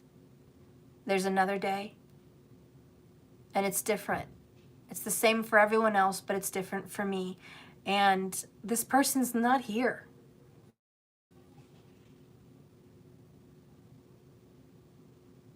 And there's an adjustment period. There's just a big adjustment period. And nobody wants to hear, I'm sorry, nobody wants hugs. Nobody wants to be around others. It's just pure isolation because you need that. You need to process this so you can start to adjust to this temperature of this new reality. You know, you need to get acclimated here. And that needs alone time. And so what's really happening here for this collective reading is there's a death of a situation and someone most certainly is adjusting. And whatever this is, it's the ending of a karmic contract. The Hierophant and the Lovers are in reverse with death together as a so there is going to be the ending of some difficult relationship that was oppressive. And even though it sounds oppressive to you, to that person, it was security. To that person, it was a foundation. To that person, it was their reality, okay? So to that person, this shift may not affect you the way it's affecting them. And they need alone time. And they feel bad about everything, but they are suffering and they're having to adjust to a loss of money, to a loss of friendship, to a loss of sex, to a loss of a partner, to the loss of a marriage, to the loss of a home, to the loss of a way of life, to the loss of, you know, their kids being attached to this person, or to the loss of a pet with this person that they're taking. You know, there's a lot of losses involved in the separating of a relationship. And let's just say the severing. Because sometimes relationships end and they come back, right? Sometimes breakups happen. You break up for like a week and then you're texting each other again, and before you know it, you're back together. Or they're coming around to see you again, and then before you know it, you're back together. People go through that, ups and downs, in and outs of relationships, on and offs. But this is different. Just like I'm taking this relationship away from you. And even if it comes back, it's transformed and it's not going to be the same that it was. It might be a friendship. It might be a legal connection. It might be a work connection. It might be whatever, but it's not going to come back and be what it was. It's transformed. And so death's like, I'm sorry, but this is a final ending of a karmic contract. And there is absolutely the ending of a cycle. And it's amazing because what's going to happen? We're going into full moon. Full moon. And there will be release in this full moon and clarity. And so this Scorpio death card is going to bring it. So anyways, that's what this person, you know, that's what's going on in this person's mind. You are shielded from this person at this time for a reason, because, you know, you don't want to be blamed for what's going on in their life. It's not your fault. You don't want to be blamed. You don't want to be yelled at. You don't want to be mistreated. because they're hurting, because they're suffering, because they're grieving. And a lot of times people that are grieving tend to, hurt people because they're suffering. And what happens? Hurt people hurt people. So during a separation is the best time for Spirit to say, I'm going to move you away from the fire. And we do have fire, okay? Because if you're near the fire, you're going to get burned.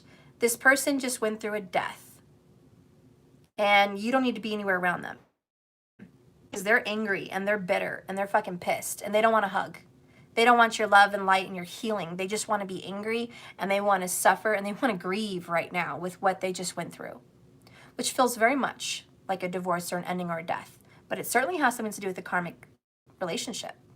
So that is the finality here of this circle, the mystic circle. All right.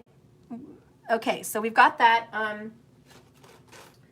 almost done here. We're going to get the healing oracle.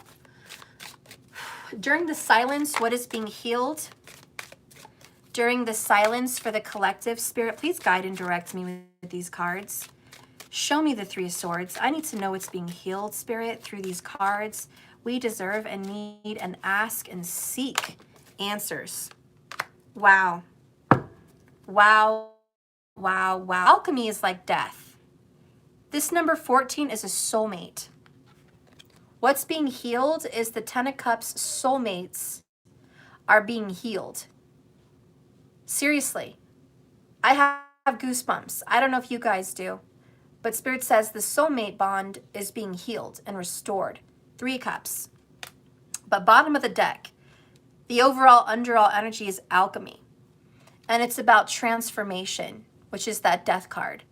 And it's about changing one particular situation into another, metaphorically. Okay, taking something that was certain and it was a substance and completely transforming it. Alchemically changing a situation, which is what we would like to call a paradigm shift. So this is honestly a paradigm shift. And basically what that is, guys, it's like changing timelines. If you guys were on a timeline or some kind of a pathway, this is a shift in direction, a new timeline, a new direction. That's what this is. But let's read, because I've really never gotten that card before. The soulmate. This is not a very long reading book. It's a short one, so don't worry about that. And by the way, 13 is death. The number 13 card, Major Arcana. What comes after 13? Well, 14. So after the death comes 14, healing and the change, number 5, of the soulmates. Open your heart and invite sacred love.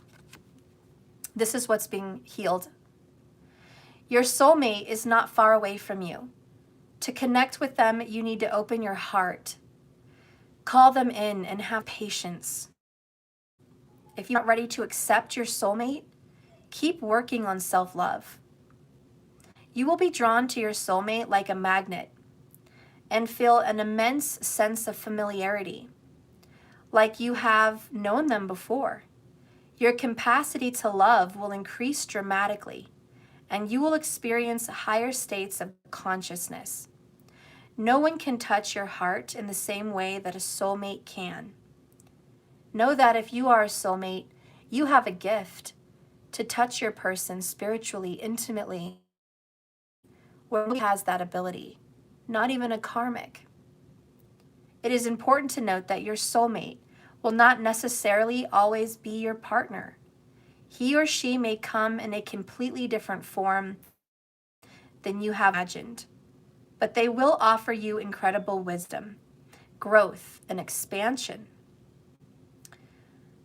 Be aware, guys, that we connect with our soulmates when we are ready to truly evolve and move to the next level of consciousness and life experience.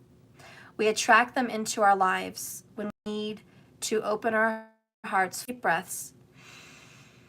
Connect to your heart and imagine calling your soulmate towards you. You don't have to know or picture what they look like. Just feel open and allow your heart to be open and connect to theirs. Imagine there's a gold, glowing, bright cord attaching you to them. And like magic, it is lit and alive with beautiful, loving energy flowing between the both of you like a heartbeat pulse. Know that you are supposed to and will soon be together again in the physical reality. Keep working on opening your heart and enjoying your life. So that is some of the work that you guys are working on right now to connect you guys. So some of your healing right now is literally calling them in. Many of us follow readings, make prayers and wishes, and we want union, but rarely have we done something to really call it in spiritually. So this act, imagining them with the cord connected to you and just drawing them towards you like a pulse, is an action. And I know that you guys are going to start doing that where you haven't really been doing that before. And you're going to start calling them in, and they will show up in your physical reality because you will be manifesting them. And so that's what's being worked on, is this physical manifestation of them actually being around you, okay? And so there is this beautiful reunion, 3 of Cups, reconciliation on the way for the soulmates, okay? So then we're going to read Alchemy, number 25.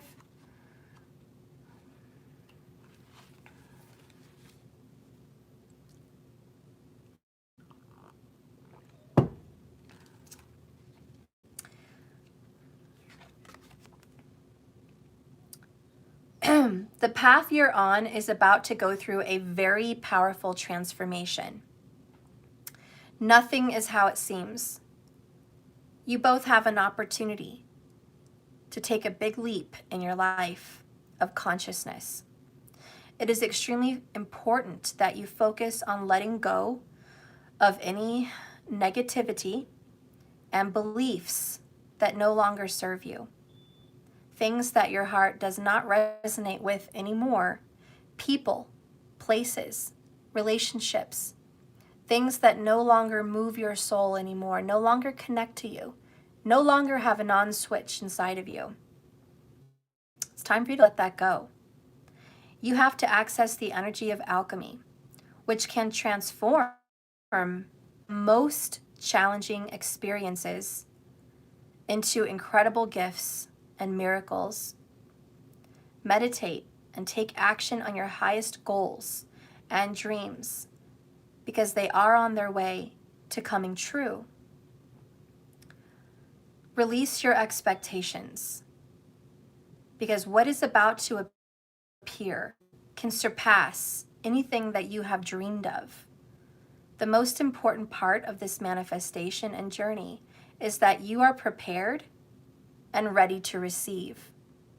So the only ingredient needed to make this work is the act of receiving, which is why this soulmate card with the golden cord, imagining them coming to you and connecting to you through that cord, is so important, because this act leads to the transformation, because you have to have the energy of this, which is receiving the soulmate.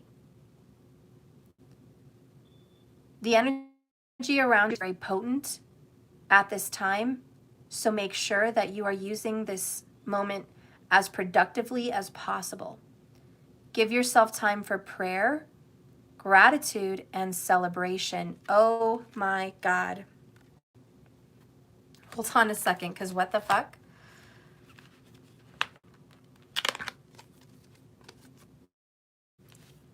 This is literally this card. Prayer, gratitude, and celebration. Prayer, gratitude, celebration. Last card. First card. Right? I mean, it's all in the mix. It's been the truth since the beginning of this message. This is just confirming it. The action that you guys can do with this card is rub your hands together vigorously for 40 seconds. Then place your hands a few centimeters apart. Visualize a golden ball of light. Both of these are golden, isn't that interesting? Golden cord and golden light, very interesting. Then move your hands towards your heart and feel your heart expand and grow full. Ask your higher self to guide you towards your deepest expansion and Both of these are talking about the heart chakra. And I told you in its intensive work, but the heart has also been this situation. Heart. Imagining connecting to your soulmate and calling them in and receiving them. And this one, imagining a golden light turning on your heart and healing it and expanding it, making it bigger, making it a bigger target. You guys are creating a bigger target. Your heart is the magnet that's going to pull this person in. If your heart is light as a feather, they're coming in. If your heart is heavy and laden with burdens and sorrows and pain and sufferings and bitterness, they're not coming in. So this is all about the heart. The heart needs to be revamped. And so you can start receiving again. And I think that's the prayers that are happening here. And you guys are praying a lot for swords. And all of these prayers for your partner and all of their prayers too for peace and healing is coming true. And so there is divine intervention. We saw that with fate. You're not alone. Someone's speaking up on your behalf. Okay, you are protected and divinely directed. Wow. Best reading ever. I think we're done. I think we're done. We might do one love reading. One love pink. Just to see if they have a last message for you, but we're done. Let's get all these people a beautiful message of what this person may want to say or feel. How about feel? Let's do feel. How does this person feel about you really?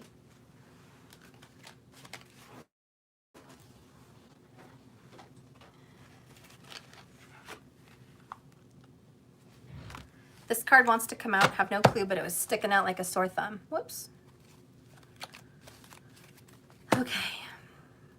So have no clue, but we're going to figure it out. How does this person feel? All right, we'll get 3 cards. And the bottom of the deck. The first card is Brokeback Mountain. I wish I knew how to quit you. And it's funny because look, quit. Something's going to be quit. But when in regards to you, your person wishes they knew how to quit you. If you're watching this video, no matter who you are, know that your soulmate wishes they could quit this, but they can't. And the reason they wish they could quit is so you guys could have a better life. You want to quit them so they could just be happy and have a better life, right? You want to quit them so they can just move on and not be burdened by you. And they want to quit you so they can just move on and not be burdened. But you guys can't quit each other, you're soulmates. So both of you are sitting here like, I wish I knew how to quit you, right? But you guys can't. So, but that's how this person is feeling. Like, I just wish I knew how to quit you, man. I wish, but I can't. The other card here is How Deep Is Your Love by the Bee Gees. How deep is your love? Right? It's one of my favorite songs. How deep is your love? How deep is your love? Your person is actually learning. They're a page. They're a page of cups right now. They're learning how deep your love is for them. Or if you're watching this, you're learning how deep your person's love is for you. But there is a learning phase here to figure out how connected and how deep and how true this love really is. How far is this willing to go? So there is some kind of measuring here and learning here. The next one is Twilight, an epic quote there. So the lion fell in love with the lamb. A soulmate's a little message from the movie Twilight. The multiple movies of Twilight, but the original Twilight. So the lion fell in love with the lamb. And that's kind of your guys' energy. Okay, yin fell in love with yang. Okay, black fell in love with white. Okay, the sun fell in love with the moon. That's the lion fell in love with the lamb. Okay, and that's what this is. Mars and Venus. Okay, that's what this is. And your person is figuring this out, figuring out how much they love you, figuring out that they have fallen for you and they shouldn't have, but they did. That's like they're thinking, I shouldn't have fallen for this lamb, but I did, you know? Or I'm a stupid lamb and now I fell in love with the lion. Like, you know, however they're seeing it, that's just how they feel, okay? You know, and I think Edward in the movie was like sick masochistic lion, and then Bella was like stupid lamb. Stupid lamb, sick masochistic lion. Like, how could they fall for each other? But do, and it's perfect. Hello, soulmates. Bottom of the deck, and I'll leave it alone after that. Somewhere in her smile, she knows that I don't need no other lover. And that's from John Lennon, the Beatles, you know? Somewhere in her smile, she knows I don't need no other lover, right? Somewhere in her smile. So, you know, this is the soulmates, and like somewhere, I'm just going to put it to you this way. Somewhere these mates know they're the right one for each other. You know you're the right one for this person, and you know they're the right one for you. And somewhere they know you're the right one for them, and they're the right one for you. You know, and somewhere deep down, somewhere in their existence, that truth remains. There's no erasing it, okay? Somewhere they know. And that's just a confirmation of that, okay? They do feel it with you, and they know it. There's no denying it. When you have a soulmate, guys, as much as you wish you knew how to quit them, as much as you wish you didn't feel this, as much as they wish or you wish this really wasn't the connection, somewhere there's no denying it, because you know. The heart knows what the heart knows, and the heart wants what the heart wants. And it doesn't have to make any bit of sense. Anyways, guys, I love you. Thank you so much for watching this reading today. Remember, like I always say, this love is a journey, not a destination. So just keep swimming, okay? It's not about the destination. It's more about the journey. Okay, it's not about the destination. So just keep swimming, love each other, heal, grow, trust. And I think the most important thing for today was meditate, ground, and do some healing. Get really founded in your own strength, and really founded and grounded in your own new foundation, because you guys are fresh. You guys are fresh soil right now, and you're creating your foundations. So you guys are busy, alone, in isolation right now, doing your foundation work, and there will be a happy celebration for you guys. 6 of Swords, 3 Cups. Look forward to it. It's coming, and most likely by September, but it's coming. Okay? Right now, if fate has kept you from this at this moment, know that you're divinely directed and divinely protected. I love you guys. Thank you so much for watching my channel. Please like and subscribe on the way out if you haven't already. That would just really, I guess, help this channel and put this video out there for more people. So just do that. That'd be a good thing for you to do. Be very helpful and loving of you. Also, if you're interested in purchasing anything I have to offer, please go to jks1111.com. The full moon is coming up. I will be doing candle magic rituals for people. I have a few positions still open. I only was going to do 20 small candles and 2 private candles. I have only 1 private candle open. So if you want to have a private candle, private reading, not a private reading, but a private ritual done for you for healing and recommunication and restoration on your relationship, you can go there to jks1111.com. I will do it by the full moon. I only could do 2 people because that's a lot of energy work on a full moon. That's all I can do besides myself, because I'll be doing one for me, and then I'll be doing one for 2 people. But I only have 1 person left that's available. I will be providing a video for that, and there'll be candle, a very big candle, and there'll be sage, and there'll be rose petals and other flowers like carnations and gemstones on the plate, and it will be there ready for the full moon, with your intentions written down on the candle and underneath the candle with my special oils and herbs. So anyways, that's available for you, a little hoodoo magic if you want some for yourself, jks1111.com. The other smaller candles that I'm doing are like that, just not as big in measure. They're in more of a group setting, and it's just 10 people that are going to be on a group tray with flowers and oils and sage and gemstones, and they're going to be together, each written with the intentions of healing and the restoration of your communications and what you guys are desiring. And so I'm going to put those on those candles and put them there and send out your intentions on your behalf on the full moon, which I have like a few of those left. I think I only got like, I don't know, I think it's somewhere between 5 and 7 that I've already had ordered for those. And those are only $20. So if you want one of those smaller ones done for you in a group setting, $20, you can go ahead and jump on that, jks1111.com.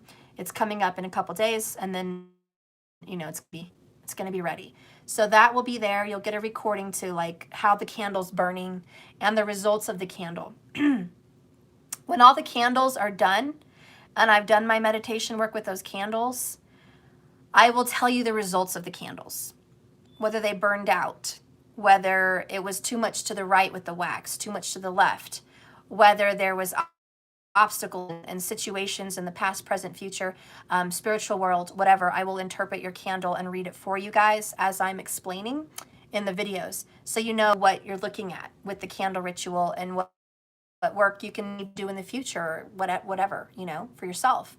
So that will be explained in the candles with the hoodoo. So if you guys are interested in any of that intentions with the candles for the full moon, go ahead, jks1111.com.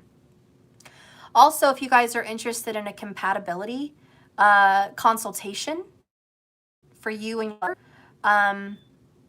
it is also available. So I would be looking astrologically at your birth chart and your lover's birth chart, and I can read it and see if you guys have a soulmate bond or a karmic contract, or if there is a twin flame connection, quite possibly.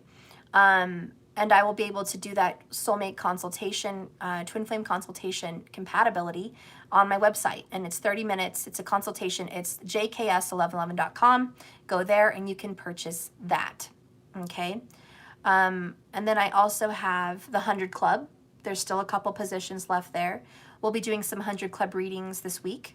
So if you're not on the 100 Club and you want to put your name on there, it's more than 50% off the questions, and you get 1 to 2 questions at a time. Okay? And it lasts for forever. So it's an indefinite list. I only have a certain amount of people on that list. I think right now it'd be up to 15. So you'd be one of them. Okay? And that's available for $100. You get 10 questions periodically, okay? Whenever you need it most, right? Every month, a couple times a month, if not a few, you will be able to ask questions. So that's going to be available to you if anybody's interested in being a part of that club. There is a closed limit, of course. And I do have my tarot class. So if you're interested in learning tarot, the history of tarot, the meanings of the artwork in the tarot, and if you're interested in learning tarot in the upright position and in the reverse position, my tarot class is also open, still $100 off, and it's pre-recorded, so you get to read and learn on your own time. And I just send you the links to the videos, and you're able to watch and view and grow. I will send you a test at the end of the class and a certificate, and then we'll have a group class where you guys can read for each other, test out your skills, see if you're reading things correctly, and get questions from me on how you're reading.